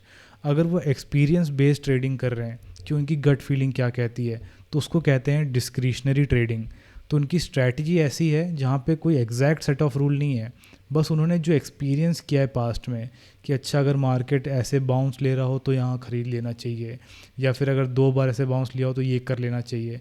तो यहाँ पे कोई एग्जैक्ट रूल नहीं है। इस टाइप की स्ट्रैटेजीज़ को कहते हैं डिस्क्रिशनरी स्ट्रैटेजीज़, और जो भी इनको फॉलो करते हैं उनको कहते हैं discretionary traders. And next is systematic trading. तो सिस्टमैटिक ट्रेडिंग कैसी हो गई, जहाँ पे आपके लिए stock selection, entry, exit, risk management, हर एक डिसीजन के लिए आपके पास स्पेसिफिक सेट ऑफ रूल्स होने चाहिए। और वो इतने स्पेसिफिक होने चाहिए कि अगर अब वो सेट ऑफ रूल्स आप किसी और से शेयर कर दो तो आप दोनों की एंट्री एग्जैक्टली सेम रहे, मतलब 5 पैसे का भी डिफरेंस ना हो। तो सिस्टमैटिक ट्रेडर्स जो होते हैं वो सिर्फ सिस्टम फॉलो करते हैं। जो भी मार्केट क्लोज होने के बाद वो अपना सिस्टम डेवलप करते हैं और लाइव मार्केट में सिर्फ सिस्टम जो कहता है उसको फॉलो करते हैं। बाहर के जो भी एक्सटर्नल फैक्टर्स है उसको वो इग्नोर करते हैं। उनका खुद का एक्सपीरियंस या उनकी फीलिंग क्या है, उन सारी चीज़ों को इग्नोर करके सिर्फ और सिर्फ अपना सिस्टम फॉलो करते हैं। और डिस्क्रिशनरी ट्रेडर्स के पास ये एडवांटेज है कि लेट्स से कि लाइव मार्केट में कोई न्यूज़ आ गई तो वो उस न्यूज़ के अकॉर्डिंग ही अपना ट्रेडिंग प्लान चेंज कर सकते हैं। वो अडेप्ट करने में बिलीव करते हैं। और जो सिस्टमैटिक ट्रेडर्स हैं उनको न्यूज़ यूज़ से कोई मतलब नहीं। अगर उनके सिस्टम में न्यूज़ इन्वॉल्व है तब तो ठीक है, बट जनरली उनके सिस्टम में कोई न्यूज़ इन्वॉल्व नहीं होता। तो लाइव मार्केट में लेट्स से कोई अच्छी या बेकार न्यूज़ आ गई तो उससे उनका ट्रेडिंग डिसीजन चेंज नहीं होने वाला। उन्होंने जो रूल्स लिख रखे हैं वो उसको ही फॉलो करने वाले हैं। तो मैं पर्सनली एक सिस्टमैटिक ट्रेडर हूँ। और सिस्टमैटिक ट्रेडर्स सिर्फ उनको एक स्टॉक से मतलब नहीं होता, उनको एक ट्रेड से मतलब नहीं होता। वो 100 ट्रेड्स का जो फाइनल आउटपुट है, जो फाइनल रिज़ल्ट है, उससे उनका मतलब रहता है। कि वो कभी भी जो भी डिसीजन ले रहे हैं कि आज बाई करना है, सेल करना है, उसमें वो कोई फुल कॉन्फिडेंस नहीं रख रहे होते हैं कि अच्छा मैंने इतनी एनालिसिस कर ली अब ये तो ऊपर जाना ही चाहिए। वो कुछ प्रेडिक्ट नहीं कर रहे हैं, बस उनका जो सिस्टम कहता है वो चुपचाप से फॉलो कर लेते हैं, मतलब एक रोबोटिक वे में। और जो डिस्क्रिशनरी वाले होते हैं वो हल्का सा ये मान के चलते हैं कि जो मार्केट है वो एवर चेंजिंग है। और ये कुछ हद तक ट्रू भी है कि मार्केट्स हमेशा चेंज होते रहते हैं। ज़रूरी नहीं है कि जो स्ट्रैटेजी आज से 10 साल पहले चलती वो आज भी चल जाए। बट सिस्टमैटिक ट्रेडर्स यही कोशिश करते हैं कि ऐसी स्ट्रैटेजीज़ बनाएं जो लंबे टाइम तक चलें, क्योंकि मार्केट कहीं ना कहीं धीरे धीरे इवॉल्व होते रहते हैं। जैसे जैसे लोगों के पास ज़्यादा इन्फॉर्मेशन आ रही है, मार्केट का बिहेवियर भी हल्का सा चेंज होते जाता है। तो आपको अडेप्ट करना भी आना चाहिए दोनों केस में। तो ये हो गई discretionary and systematic trading. Now let's try to understand types of orders. अब तक हम जो भी समझे हैं वो हमारे प्लानिंग का पार्ट था, मतलब कौन सी एनालिसिस फॉलो करनी है, उसके अकॉर्डिंग कैसे हम स्टॉक सेलेक्ट कर रहे हैं, कब खरीद रहे हैं, कितना खरीद रहे हैं, तो वो तो हमारा प्लान हो गया। अब उस प्लान को एग्जीक्यूट करने के लिए हमको टाइप्स ऑफ ऑर्डर समझ में आनी चाहिए। तो ब्रोकर के टर्मिनल पे मेनली हमको 4 टाइप के ऑर्डर्स दिखते हैं: market order, limit order, stop loss market और स्टॉप लॉस लिमिट। अब इसके अलावा भी कुछ ऑर्डर्स हैं, बट वो इन्हीं का मेनली कॉम्बिनेशन रहते हैं। तो अगर आपको एक बार ये समझ में आ गया तो आप बाकी भी अच्छे से समझ जाओगे। तो एक एक करके इनको समझते हैं। So first is market order. नाम से ही आपको एक आइडिया लग रहा होगा कि हम अपने ब्रोकर को बोल रहे हैं कि मार्केट प्राइस पे ख़रीद के ले आओ।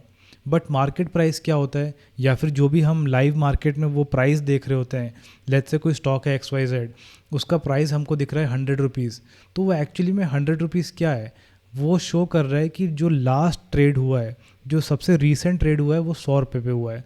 मतलब एक बायर और सेलर के बीच में जो सबसे रीसेंट ट्रेड है वो 100 रुपये में वो डील हुई है, इसलिए आपको वो लास्ट ट्रेडेड प्राइस दिख रहा होता है। तो ज़रूरी नहीं है कि आप जब खरीदने जाओ तो आपको भी 100 रुपये में वो चीज़ मिल जाए। वो बस ये शो कर रहा है कि मार्केट में सबसे रीसेंट ट्रेड जो हुआ है वो 100 रुपये में हुआ है, बायर्स और सेलर्स के बीच में। तो चारों ऑर्डर को भी समझने के लिए हम एक एनालॉजी का यूज़ करते हैं। पहले आप मान के चलो कि एक स्टॉक है XYZ और मार्केट में उसके लिए एक टेबल रखी हुई है, और उस टेबल के लेफ़्ट साइड में सारे बायर्स हैं, लाइन से खड़े हैं। और बायर्स कैसे अपने प्रायोरिटी में खड़े हैं, जो भी बायर सबसे ज़्यादा में ख़रीदने के लिए रेडी है वो सबसे आगे खड़ा है, और जो कम में ख़रीदने के लिए रेडी है वो पीछे खड़ा है। सिमिलरली इस साइड सारे सेलर्स हैं, लाइन से खड़े हुए हैं। सेलर्स क्या चाहते हैं, महंगा बेचना, बट जो सबसे कम में बेचने के लिए रेडी है उसको प्रायोरिटी मिलती है। तो ये कम में बेचने के लिए रेडी है और ये ज़्यादा में बेचने के लिए रेडी है, एंड सो ऑन। तो आप ऐसे सोच सकते हो कि कोई स्टॉक है XYZ, अब ये जो बायर है वो 100 रुपीज़ में ख़रीदने के लिए रेडी है, और उसके पीछे एक है जो 99 में, उसके पीछे एक 98 में। सिमिलरली सेलिंग साइड का आप सोच सकते हो कि 101 में ये बेचना चाहता है, और 102 में ये, और 103 में ये, एंड सो ऑन। तो जब तक इन दोनों के प्राइस मैच नहीं हो रहे हैं तब तक कोई डील होगी नहीं। जैसे ही एक और बायर लेट से आ गया और वो बोल रहा है कि अच्छा मैं 100.05 में ख़रीदने के लिए रेडी हूँ, 100 रुपये 5 पैसा पे, तो वो इसके आगे खड़ा हो जाएगा। और अगर कोई सेलर और आ गया कि नहीं चलो मैं 100.2 मतलब 100.20 पैसा में बेचने के लिए रेडी हूँ, तो वो यहाँ खड़ा हो जाएगा। जैसे ही वो क्लोज आते आते आते आते उनके बीच में कोई डील होगी, वो प्राइस हमको रिफ्लेक्ट होता है लाइव मार्केट में, वो जो प्राइस टिकर ऊपर नीचे हो रहा है। तो ये पहला कॉन्सेप्ट क्लियर होना चाहिए। तो अगर आप अपने ब्रोकर को बोलते हो कि मुझे XYZ की 10 क्वांटिटी ख़रीद के ले आओ, तो वो क्या करता है, आपका ब्रोकर जाएगा और जो सेलर सबसे पहले खड़ा है यहाँ पे लाइन में, उससे 10 क्वांटिटी उसके थ्रू ख़रीद लेगा।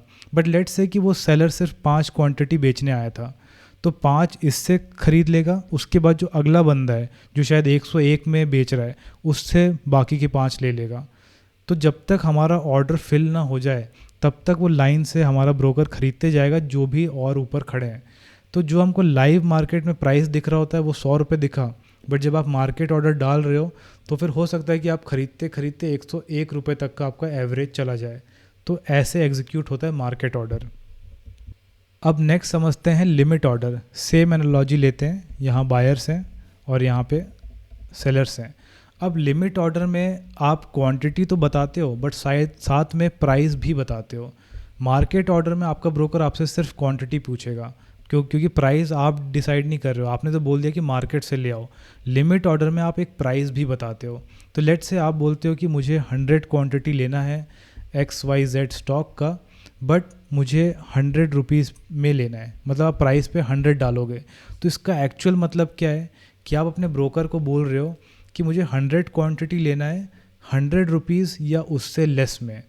मतलब आपका जो ब्रोकर है जहाँ पे भी 100 वाला पॉइंट है वहाँ पे जाके वो खड़ा हो जाएगा, बट कभी भी उससे ज़्यादा में लेके नहीं आएगा जब तक सेलर्स खुद बेचते बेचते आपके ब्रोकर के उस लाइन तक ना पहुँच जाए जहाँ पे 100 रुपीज़ में कोई बेचने के लिए रेडी हो जाए सेलर, तब तक आपका ब्रोकर वेट करेगा। लेट्स से कि कोई सेलर आया, वो सिर्फ 50 क्वांटिटी बेचने आया है 100 रुपीज़ में, तो आपका ब्रोकर 50 क्वांटिटी आपके लिए ख़रीद के ले आएगा और बाकी 50 क्वांटिटी पेंडिंग रहेगी जब तक कोई और सेलर नहीं आ जाता और 100 रुपीज़ पे बेचने के लिए रेडी नहीं हो जाता। तो लिमिट ऑर्डर को इन शॉर्ट ऐसे सोचो कि आप अपनी क्वांटिटी तो डाल दोगे, फिर जो आप प्राइस डाल रहे हो, जो भी आप प्राइस डालते हो, लेट्स से आप 100 डालते हो, तो उसका मतलब यही है कि आप 100 या 100 से कम में ख़रीदने के लिए रेडी हो। तो आपने अगर बाइंग ऑर्डर दिया है तो आप 100 क्वांटिटी ले रहे हो और 100 रुपीज़ या उससे कम में ही ख़रीदने के लिए रेडी हो। शॉर्ट सेलिंग एक जो दूसरा कॉन्सेप्ट होता है, अगर उसमें आपने लेट्स से क्वांटिटी डाल दी है 50 और आपने प्राइस डाल दिया है 70, तो आप क्या बोल रहे हो कि मुझे 50 क्वांटिटी बेचना है, 70 या 70 से महंगे में ही बेचना है। अगर कोई बायर है 69 में ख़रीदने के लिए रेडी है तो आप उसको नहीं बेचोगे। आपका ब्रोकर तब तक वेट करेगा जब तक कोई और बायर 70 या उससे ज़्यादा में ख़रीदने के लिए एग्री ना हो जाए। तो ऐसा होता है limit order. Next is stop loss market order. अब स्टॉप लॉस मार्केट ऑर्डर से पहले स्टॉप लॉस का कॉन्सेप्ट समझते हैं। मान लेते हैं कि आपने कोई स्टॉक परचेज़ किया है 100 रुपीज़ में, आपने एक स्टॉक लिया है। अगर इस स्टॉक की वैल्यू 105 हो जाए तो आप 5 रुपये के प्रॉफिट में चल रहे होगे, बट ये प्रॉफिट अभी अनरियलाइज्ड है। अगर आप 105 में बेच के निकल जाते हो, बुक कर लेते हो, तब वो प्रॉफिट आपको रियलाइज़ हो जाता है। तो प्रॉफिट वाला कॉन्सेप्ट तो क्लियर है। बट अगर इस स्टॉक का प्राइस 98 पहुंच गया, मतलब आप 2 रुपये के लॉस में चल रहे हो। अगर 95 पहुंच गया तो आप 5 रुपये के लॉस में चल रहे हो। मतलब अगर इस टाइम पे अगर आपने बुक कर लिया तो आपको 5 रुपये का लॉस हो जाएगा। ऐसे ही अगर आपने 100 रुपीज़ का कोई स्टॉक लिया है और अगर आपको ऐसा फील होता है कि अच्छा अगर इसका प्राइस 90 रुपीज़ तक पहुंच जाए तो मैं 10 रुपये का लॉस बुक करके मैं निकलना चाहता हूं, क्योंकि अब आपको डर है कि अगर ये 90 पहुंच गया तो हो सकता है कि ये 80, 70, 60 पहुंच जाए और आपका बड़ा लॉस हो जाए। तो अपने बड़े लॉस को रोकने के लिए, अपने और आगे के लॉस को रोकने के लिए हम स्टॉप लॉस ऑर्डर्स का यूज़ करते हैं, जहाँ पे जिस प्राइस पे आप लिए हो उसके नीचे आप एक स्टॉप लॉस ऑर्डर लगा दोगे कि जब भी 90 पे प्राइस पहुँच जाए तो आप अपना लॉस बुक करके निकल लोगे।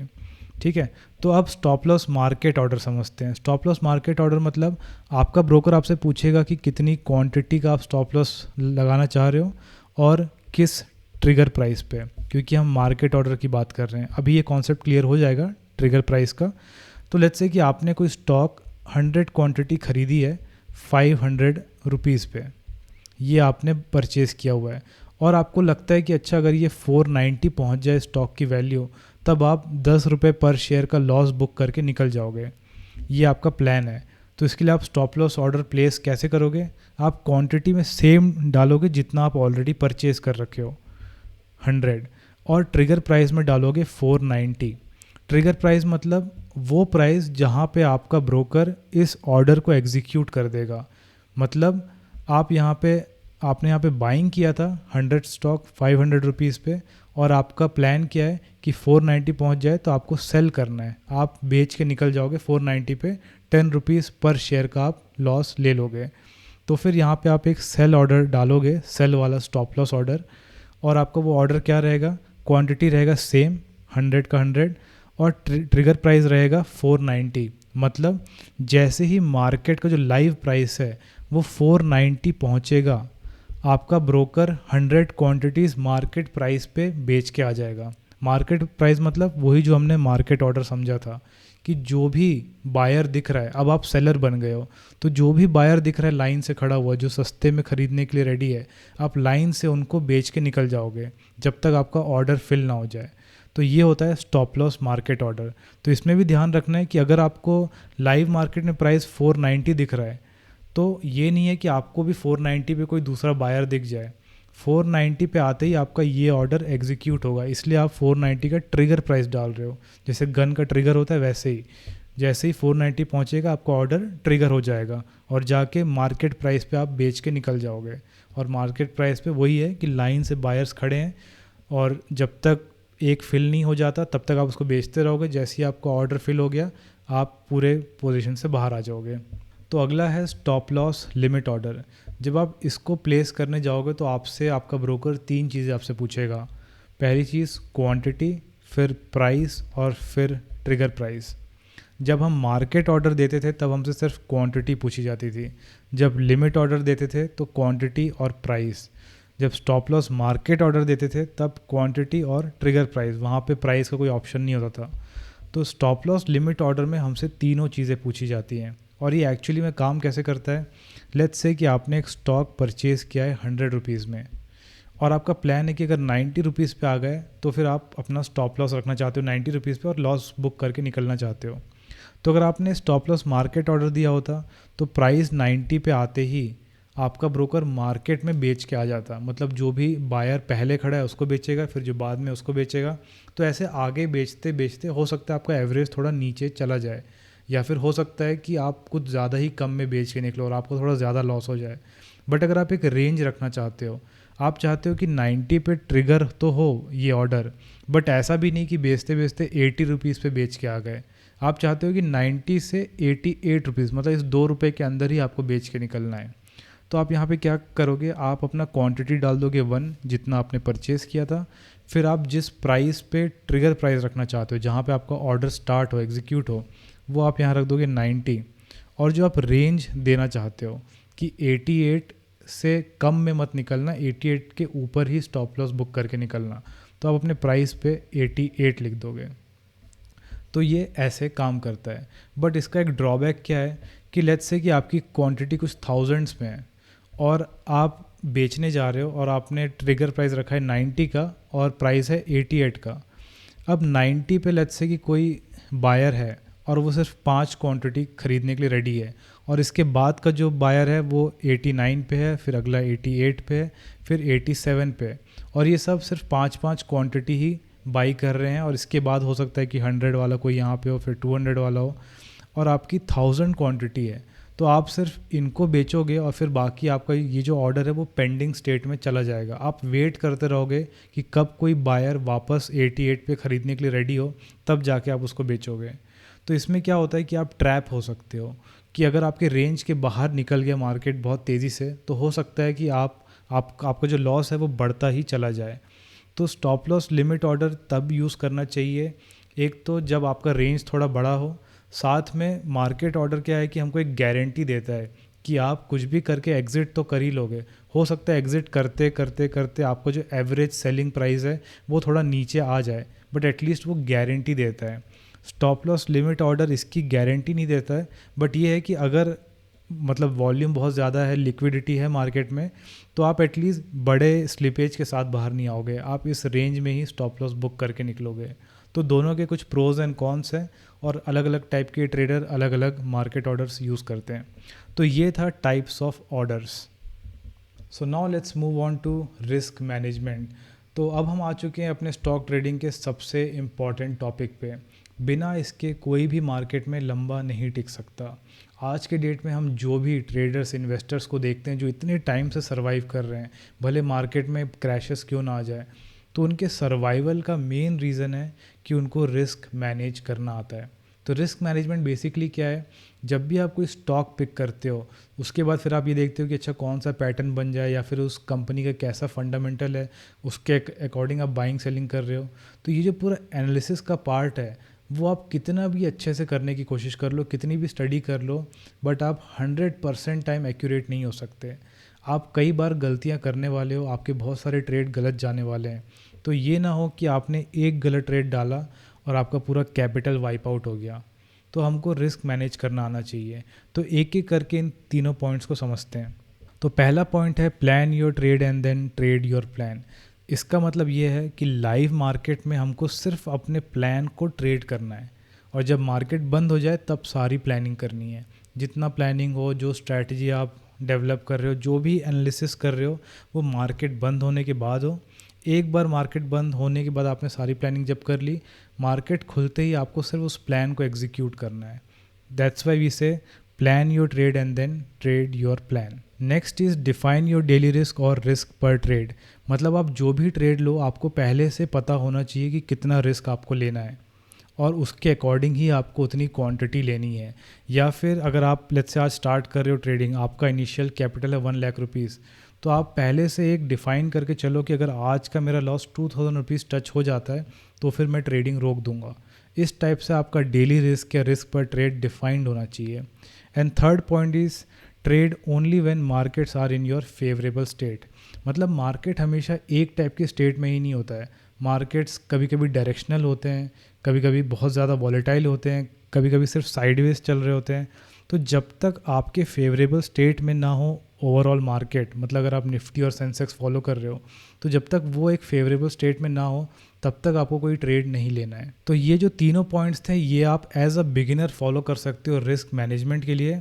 बट जैसे जैसे आप और सीखते जाओगे, जब आप इंटरमीडिएट लेवल पे आ जाओगे, फिर आप एक एडवांस लेवल पे आ जाओगे, तब आप ये देखोगे कि जो आपकी स्ट्रैटेजी है उसके अकॉर्डिंग आपको रिस्क मैनेज करना है। तो ये तो 3 बेसिक पॉइंट्स हैं। इसके अलावा भी बहुत तरीके होते हैं रिस्क मैनेज करने के।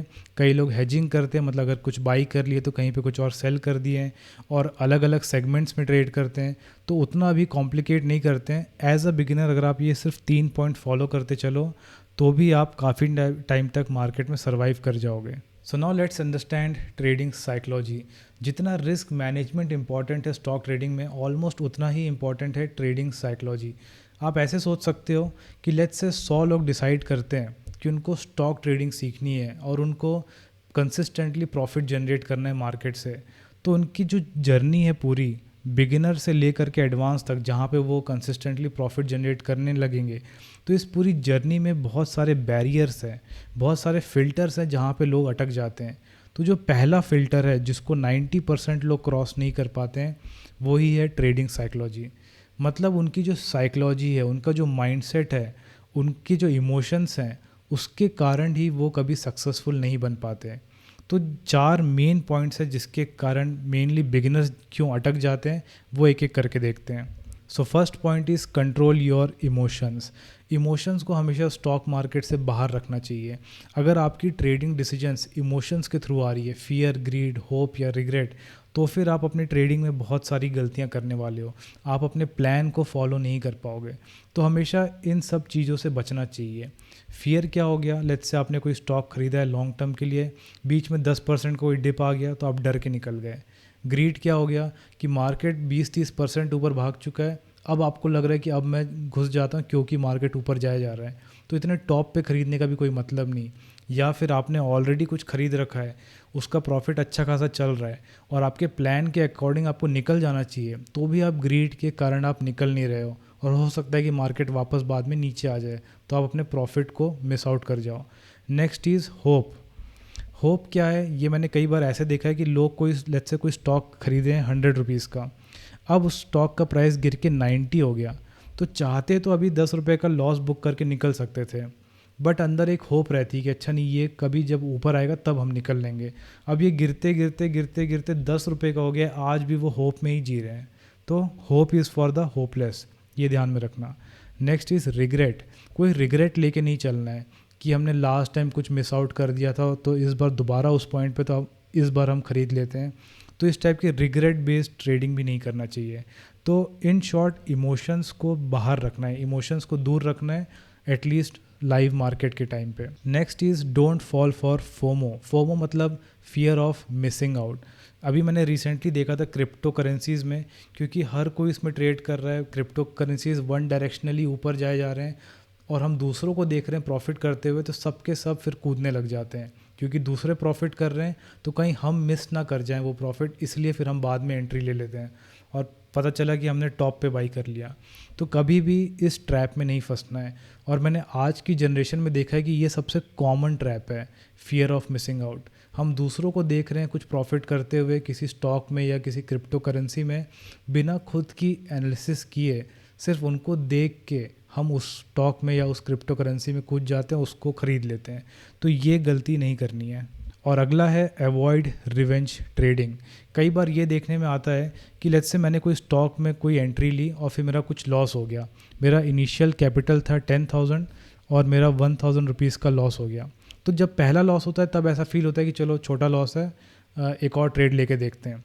फिर मैंने एक दूसरा ट्रेड लिया, फिर एक और लॉस हो गया, अब मेरा लॉस चल रहा है 2,000 रुपीज़ का। अब ऐसा लगने लगता है कि चलो इसको रिकवर कर लेते हैं, फिर हम ट्रेडिंग रोक देंगे।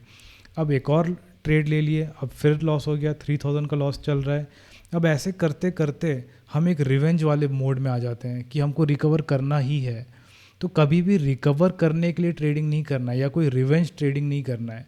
जब तक हमारा सेटअप ना बने, भले कितना भी लॉस हो गया हो, जब तक सेटअप ना बने, जब तक एक्चुअल जो कंडीशंस है वो सेटिस्फाई ना हो रही हो, हमको ट्रेड नहीं लेना है। तो इसको कहते हैं avoid revenge trading. And last is over analysis leads to paralysis. इसका मतलब ये है, अभी आप इस वीडियो में देख ली होगा कि हमने टेक्निकल के बारे में बात किया, फंडामेंटल्स के बारे में बात किया, उसके अंदर भी इतनी सारी चीज़ें हैं। 100 तरीके के इंडिकेटर हैं, 50 तरीके के चार्ट पैटर्न्स हैं। तो इतनी सारी चीज़ें हैं, अगर आप हर चीज़ को पढ़ने की समझने की कोशिश करोगे तो फिर आप पैरालाइज हो जाओगे। मतलब आप स्टॉक मार्केट जब लाइव मार्केट चल रहा होगा उस समय कोई डिसीजन ही नहीं ले पाओगे। आपको लग रहा होगा कि ये मेथड बोलता है ख़रीद ले, वो मेथड बोलता है कि सेल कर दो, तो आप कंफ्यूज हो जाओगे। उससे अच्छा है कि नॉलेज कम हो बट जितना भी हो वो आपका डीप अंडरस्टैंडिंग वाला हो। तो ज़्यादा भी एनालाइज नहीं करना है, कोई एक दो चीज़ को पकड़ो और उसके बारे में ही डीप में जाओ। So over analysis leads to paralysis. ज़्यादा भी सीखना अच्छा नहीं होता स्टॉक मार्केट में। और अभी आप बस बेसिक सीख रहे हो, इसके बाद इंटरमीडिएट एडवांस पता नहीं कितना कुछ सीखना बाकी है। तो फिर जैसे ही आपको एक पॉइंट पे लगे कि अच्छा नहीं मुझे ये वाला डायरेक्शन ही ठीक लग रहा है या ये स्पेसिफिक काइंड ऑफ एनालिसिस ही ठीक लग रही है, तो सिर्फ उसके बारे में ही जानो। बाकी हर जगह हर चीज़ सीखने की ज़रूरत नहीं है। सो that was all about the basics of stock trading. तो एज अ बिगिनर अभी आपको काफ़ी कुछ आइडिया लग गया होगा कि किस किस टाइप के ट्रेडर्स होते हैं, स्टॉक एनालाइज कैसे करते हैं, ऑर्डर्स कौन कौन से टाइप के होते हैं, ट्रेडिंग साइकोलॉजी और रिस्क मैनेजमेंट। अब इतना कुछ होने के बाद अब कुछ इंपॉर्टेंट टिप्स और एडवाइसेस हैं जो कि मेरे पर्सनल एक्सपीरियंस बेस्ड हैं, उनको देख लेते हैं। तो सबसे पहली टिप है कि कभी भी किसी से टिप नहीं लेना चाहिए। That is do not take stock tips और कॉल्स। कई बार बिगिनर्स क्या करते हैं कि उनको ये पूरा एनालाइज करना, रिस्क मैनेज करना, ये सब इतना डिफ़िकल्ट लगता है इनिशियल ईयर्स में कि वो सीधा स्टॉक टिप्स लेने लग जाते हैं, किसी और के पास पहुंच जाते हैं और उनको बोलते हैं कि हमको स्टॉक बता दो कौन सा ख़रीदना है बेचना है। और ऐसे मैंने काफ़ी सारे इंस्टाग्राम पेजेस, ट्विटर पेजेस और टेलीग्राम चैनल्स देखे हैं जहाँ पे लोग फ्री या पेड स्टॉक टिप्स देते हैं। उनमें से मेजॉरिटी तो स्कैम रहते हैं, क्योंकि वो आधे लोगों को बाई करने बोल देते हैं, आधे लोगों को सेल करने बोल देते हैं। तो उनमें से कोई ना कोई एक बेट तो सही जाने वाला है। तो जिनका भी बेट सही चला जाता है वो फिर लोग उनको पैसे देने लग जाते हैं। तो हमेशा ऐसे स्कैम से बचना है। बट लेट्स से कि आपको कोई फ्रेंड है या लेट्स से कोई है जो एक्चुअली में आपको अच्छे टिप्स दे रहा है, तो भी आप ये सोचो कि आप हमेशा उस पर डिपेंडेंट रहोगे। आपका पूरा ट्रेडिंग करियर उस पर्सन पे डिपेंड करता है। जिस दिन उसने स्टॉक टिप देना बंद कर दिया आपका करियर वहीं ख़त्म हो जाएगा। तो कभी भी स्टॉक टिप या कॉल्स नहीं लेना चाहिए। Second is change your mindset and lifestyle. मेरा ये मानना है कि अगर आप अपने पर्सनल लाइफ में अगर कहीं और आप कहीं पे भी डिसिप्लिन शो नहीं करते हो तो ऐसा पॉसिबल नहीं है कि आप ट्रेडिंग के टाइम पे अचानक से डिसिप्लिन हो जाओगे। तो उसके लिए आपको अपना लाइफस्टाइल चेंज करना होगा, अपना माइंडसेट चेंज करना होगा। Third is don't lose your patience. ऐसा कई बार मैंने देखा है कि जो लोग बहुत एग्रेसिव होते हैं या बहुत इमोशनल होते हैं, जो जल्दी गुस्सा आ जाते हैं, वो सारे लोग ट्रेडिंग में अच्छा नहीं कर पाते। तो कोई भी अगर आपको एग्रेसिव बंदा दिख रहा है या आप किसी और को फॉलो करते हो, वहाँ आप देख रहे हो कि बंदा बहुत एक्साइटेड हो जा रहा है प्रॉफिट करने पे या लॉस करने पे, तो किसी भी टाइप का एक्साइटमेंट, ओवर एक्साइटमेंट या बहुत ज़्यादा इमोशंस निकल के आ रहे हैं तो काफ़ी चांसेस हैं कि वो प्रॉफिटेबल नहीं होगा।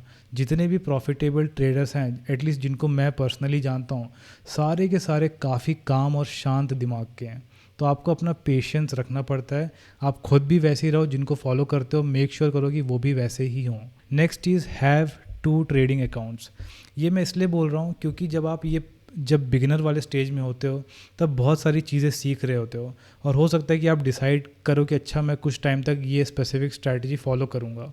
तो अगर आपके पास अगर एक ही ट्रेडिंग अकाउंट है तो क्या होता है कि हम एक ट्रेडिंग अकाउंट में अपनी स्ट्रैटेजी फॉलो कर रहे हैं और बाकी टाइम क्योंकि हम लाइव मार्केट देख रहे हैं तो हमारा बार बार मन करता है ट्रेडिंग करने का और फिर हम अर्न शर्न की छोटी मोटी ट्रेडिंग करके फिर लॉस कर देते हैं। इसलिए अच्छा है कि 2 ट्रेडिंग अकाउंट रहे। एक आपका मेन कैपिटल रहे जहाँ पे लेट्स से आपके पास 1 लाख रुपीज़ है तो आप जैसे 95,000 एक में डाल दो जहाँ पे आप अपनी मेन ट्रेडिंग स्ट्रैटेजी को फॉलो कर रहे हो। उसके बाद 5,000 से दूसरे ट्रेडिंग अकाउंट में जो आपको दिन भर बाइंग सेलिंग खेलना है वो सब खेलते रहो। तो इसलिए हमेशा 2 ट्रेडिंग अकाउंट रखने चाहिए एटलीस्ट एज अ बिगिनर। और ये मैं खुद रखता था और इस हैबिट ने मुझे काफ़ी हेल्प किया है अपने पूरे ट्रेडिंग जर्नी में। तो अगला पॉइंट है फॉलो द राइट पीपल। ये आई थिंक सारे पॉइंट्स में से सबसे इम्पॉर्टेंट पॉइंट है। जब आप एक बिगिनर होते हो, काफ़ी सारे लोगों से सीख रहे होते हो, उस टाइम पे आपको मेक श्योर करना चाहिए कि आप जिससे भी सीख रहे हो वो खुद एक ट्रेडर होना चाहिए और उसने कंसिस्टेंटली प्रॉफिट जनरेट किया हो। क्योंकि ऐसे बहुत सारे यूट्यूब चैनल्स हैं जिनकी बातें सुन के मुझे समझ में आ जाता है कि वो एक्चुअल स्टॉक ट्रेडर्स नहीं है, उन्होंने ट्रेडिंग करके कभी कंसिस्टेंटली प्रॉफिट जनरेट नहीं किया है। कुछ चैनल्स ऐसे हैं जो कि सिर्फ आपको एक बुकिश नॉलेज देते रहेंगे दिन भर, और वो नॉलेज जब आप एक्चुअल मार्केट में अप्लाई करके देखोगे तो वो किसी काम का नहीं रहेगा। जब आप वो नॉलेज ले रहे होते हो उस समय बस एक बिगिनर को ऐसा लगता है कि अच्छा इतना सारा इन्फॉर्मेशन आ रहा है, तो ज़्यादा इन्फॉर्मेशन मतलब हमको ऐसा फील होता है कि अच्छा वैल्यूएबल है, बट जब आप उसको मार्केट में अप्लाई करोगे तो आपको समझ में आएगा कि ये कुछ भी काम नहीं कर रहा है। और एक तरफ ऐसे चैनल्स हैं जो कि इस टाइप का पोर्ट्रे करते हैं जैसे कि स्टॉक मार्केट से आप बहुत जल्दी अमीर बन जाओगे, तो जो आपको गेट रिच क्विक वाली फील दे रहे हैं उनसे भी दूर रहना है। तो जो एक्चुअल ट्रेडर्स हैं, रियल ट्रेडर्स हैं जिन्होंने प्रॉफिट किया है, उनसे सीखना ही बेटर है। आपके काफ़ी साल बच जाएंगे, क्योंकि जो यूट्यूबर्स सिर्फ यूट्यूबर्स हैं और एक्चुअल ट्रेडर्स नहीं हैं, जो अपने डेली लाइफ में ट्रेडिंग नहीं करते हैं, वो जो नॉलेज दे रहे होते हैं और वो अपनी बातें इतने कॉन्फिडेंस से बोल जाते हैं कि अगर आप उनकी बातों को एक्चुअली में सही मान लो तो उन बातों को अनलर्न करने में ही आपको 1-2 साल लग जाएंगे। तो इनिशियल ईयर में आप 1-2 साल सीख रहे हो, फिर आपके 2-4 साल उन बातों को दिमाग से निकालने में ही लग जाएगा। इसीलिए कोशिश करना चाहिए कि जब भी आप जिससे भी सीख रहे हो थोड़े स्केप्टिक रहो, हमेशा ट्रेडर्स से सीखने की कोशिश करो जो लोग पहले ट्रेडर्स थे और बाद में शायद यूट्यूबर बने हो। अगला पॉइंट है don't fall for financial scams. वैसे बेटर सेंटेंस ये होता है कि आपको थोड़ा कॉशियस रहना है, क्योंकि कोई जानबूझ के स्कैम्स में नहीं फंसता है। बट मेरा बोलने का मतलब ये है कि बाकी इंडस्ट्रीज़ में ये देखने को आता है कि 1% लोगों के कारण 99% लोग बदनाम हो जाते हैं। लेट्स से कि 1% आईएएस या 0.001% आईएएस ख़राब है, उनके कारण बाकी जो आईएएस ऑफिसर्स हैं उनकी बदनामी हो जाती है। बट फाइनेंशियल इंडस्ट्रीज़ में एग्जैक्टली ऑपोजिट है कि 99% लोगों के कारण 1% लोग बदनाम हो जा रहे हैं। मतलब इस इंडस्ट्रीज़ में सबसे ज़्यादा स्कैम्स होते हैं और आप इमेजिन भी नहीं कर सकते किस किस टाइप से स्कैम्स होते हैं। तो अगर आप एक थोड़ा फील लेना चाहते हो तो फिर एक चैनल है कॉफ़ीज़िला नाम से, उसको ज़रूर फॉलो करना। अगर आप उनकी जैसे 10-12 वीडियोस देख लोगे तो आपको एक आइडिया लग जाएगा कि अच्छा कुछ सिमिलर सा इंडियन मार्केट में भी हो रहा है। जो इंडियन ट्रेडर्स हैं, गुरुज़ हैं, वो सब भी कुछ सेम सी चीज़ें ही कर रहे हैं। इसीलिए फाइनेंशियल स्कैम से जितना हो सके बच के रहना है, हमेशा स्केप्टिक रहना है। जितना डाउट करोगे उतना अच्छा है। और ख़ासकर जो आपको ऐसी होप देते हो कि कम टाइम में स्टॉक मार्केट में बहुत बड़ा पैसा बन सकता है, उनसे तो थोड़े बच के ही रहना चाहिए। अब अगला पॉइंट है stock trading is not easy. क्योंकि मैं आपको कितने भी पॉइंट्स बता दूं, कितने भी एडवाइस दे दूं, आप ये सारी गलतियां करने वाले हो। इनमें से कुछ ना कुछ आप गलती करोगे। या तो आप किसी से कॉल टिप्स लोगे, उसमें आप 1-8 साल वेस्ट करोगे, या फिर आप अपने माइंडसेट को चेंज नहीं कर पाओगे, अपना पेशेंस लूज़ कर दोगे, एक ही ट्रेडिंग अकाउंट में सारी एक्टिविटी करोगे, या फिर ऐसे लोगों को फॉलो करोगे जो आपको ऐसा कुछ नॉलेज दे दिए जिसको दिमाग से निकालने में टाइम लग रहा है। फिर आप फाइनेंशियल स्कैम्स में भी कुछ ना कुछ स्कैम्स में फंसोगे। तो इन सारी चीज़ों के थ्रू जाते जाते हमको 2-3 साल 3-4 साल लग जाते हैं। तो स्टॉक ट्रेडिंग की जो पूरी जर्नी है वो काफ़ी डिफ़िकल्ट होती है इनिशियल ईयर्स में। बट मैं ये बोल के आपको डराना नहीं चाह रहा हूँ कि स्टॉक ट्रेडिंग से दूर हो जाओ, क्योंकि इसमें जितना इनिशियली हमको टफ़ लगता है फिर बाद में रिवॉर्ड भी उतना ही मिलता है। मुझे अच्छे से पता है कि अगर ये सारी बातें मुझे शुरू में बता दी जाती तो पहले तो मैं डर जाता कि यार इतना मुश्किल है स्टॉक ट्रेडिंग सीखना। और इसमें एक चीज़ और, एक फैक्ट और है कि जितने भी ट्रेडिंग में पार्टिसिपेंट्स हैं उनमें से 90% लोग लूज़ करते हैं मनी, और 90% के अलावा जो बाकी 10% है उसमें जो 5% लोग हैं वो कभी प्रॉफिट करते हैं कभी लॉस करते हैं। तो जो टॉप के 5% है वो ही ऐसे लोग हैं जो प्रॉफिट करते हैं, और उस टॉप के 5% में से भी सिर्फ 1% लोग ऐसे हैं जो इतना प्रॉफिट कर पाते होंगे कि मतलब उसको एक फुल टाइम प्रोफेशन बना पाए, क्योंकि बाकी सारे तो बस लॉन्ग टर्म इन्वेस्टर्स हैं। तो फुल टाइम प्रोफेशन बनाने लायक लोग 1% या उससे भी कम लोग हैं। तो आप सोच सकते हो कि एक्चुअली में टॉप 1% में आना थोड़ा मुश्किल है। आपको इनिशियल ईयर्स में काफ़ी मेहनत करनी पड़ेगी, बट आप जितने जल्दी इन सारी चीज़ों पे काम करो उतना आपका वो टाइम कम हो जाएगा। जिसमें से सबसे मेन आपको काम ये करना है कि अच्छे सही लोगों को ही फॉलो करो, क्योंकि अगर आप ऐसे लोगों को फॉलो कर रहे हो ना जो आपको अजीब सा या बेकार सा नॉलेज दे रहे हैं, तो आपके दिमाग में कुछ ऐसी बात चले जाएगी जिसको निकालना बहुत मुश्किल होगा। तो स्टॉक ट्रेडिंग डिफ़िकल्ट होने वाला है। और एक बात और कि कोई भी अगर आपको ऐसी फील दे रहा है कि उसका कोर्स लेते ही आपकी पूरी जैसे लाइफ चेंज हो जाएगी, तो उनसे भी दूर ही रहना। कोर्सेज़ में कुछ प्रॉब्लम नहीं है, बट कोर्सेज़ का जिस टाइप से मार्केट किया जाता है कि इस कोर्स को लेते ही या जैसे आपकी लाइफ चेंज हो जाएगी और आपको ऐसी स्ट्रैटेजी मिल जाएगी कि बस आप रातों रात अमीर हो जाओगे, तो ऐसा कुछ नहीं होने वाला है। Now the final point is how to make money from stock market. अगर आप एक ब्रॉडर पर्सपेक्टिव में जानना चाहते हो कि स्टॉक मार्केट से कोई पैसे कमाता कैसे है, तो उसके सिर्फ दो तरीके हैं।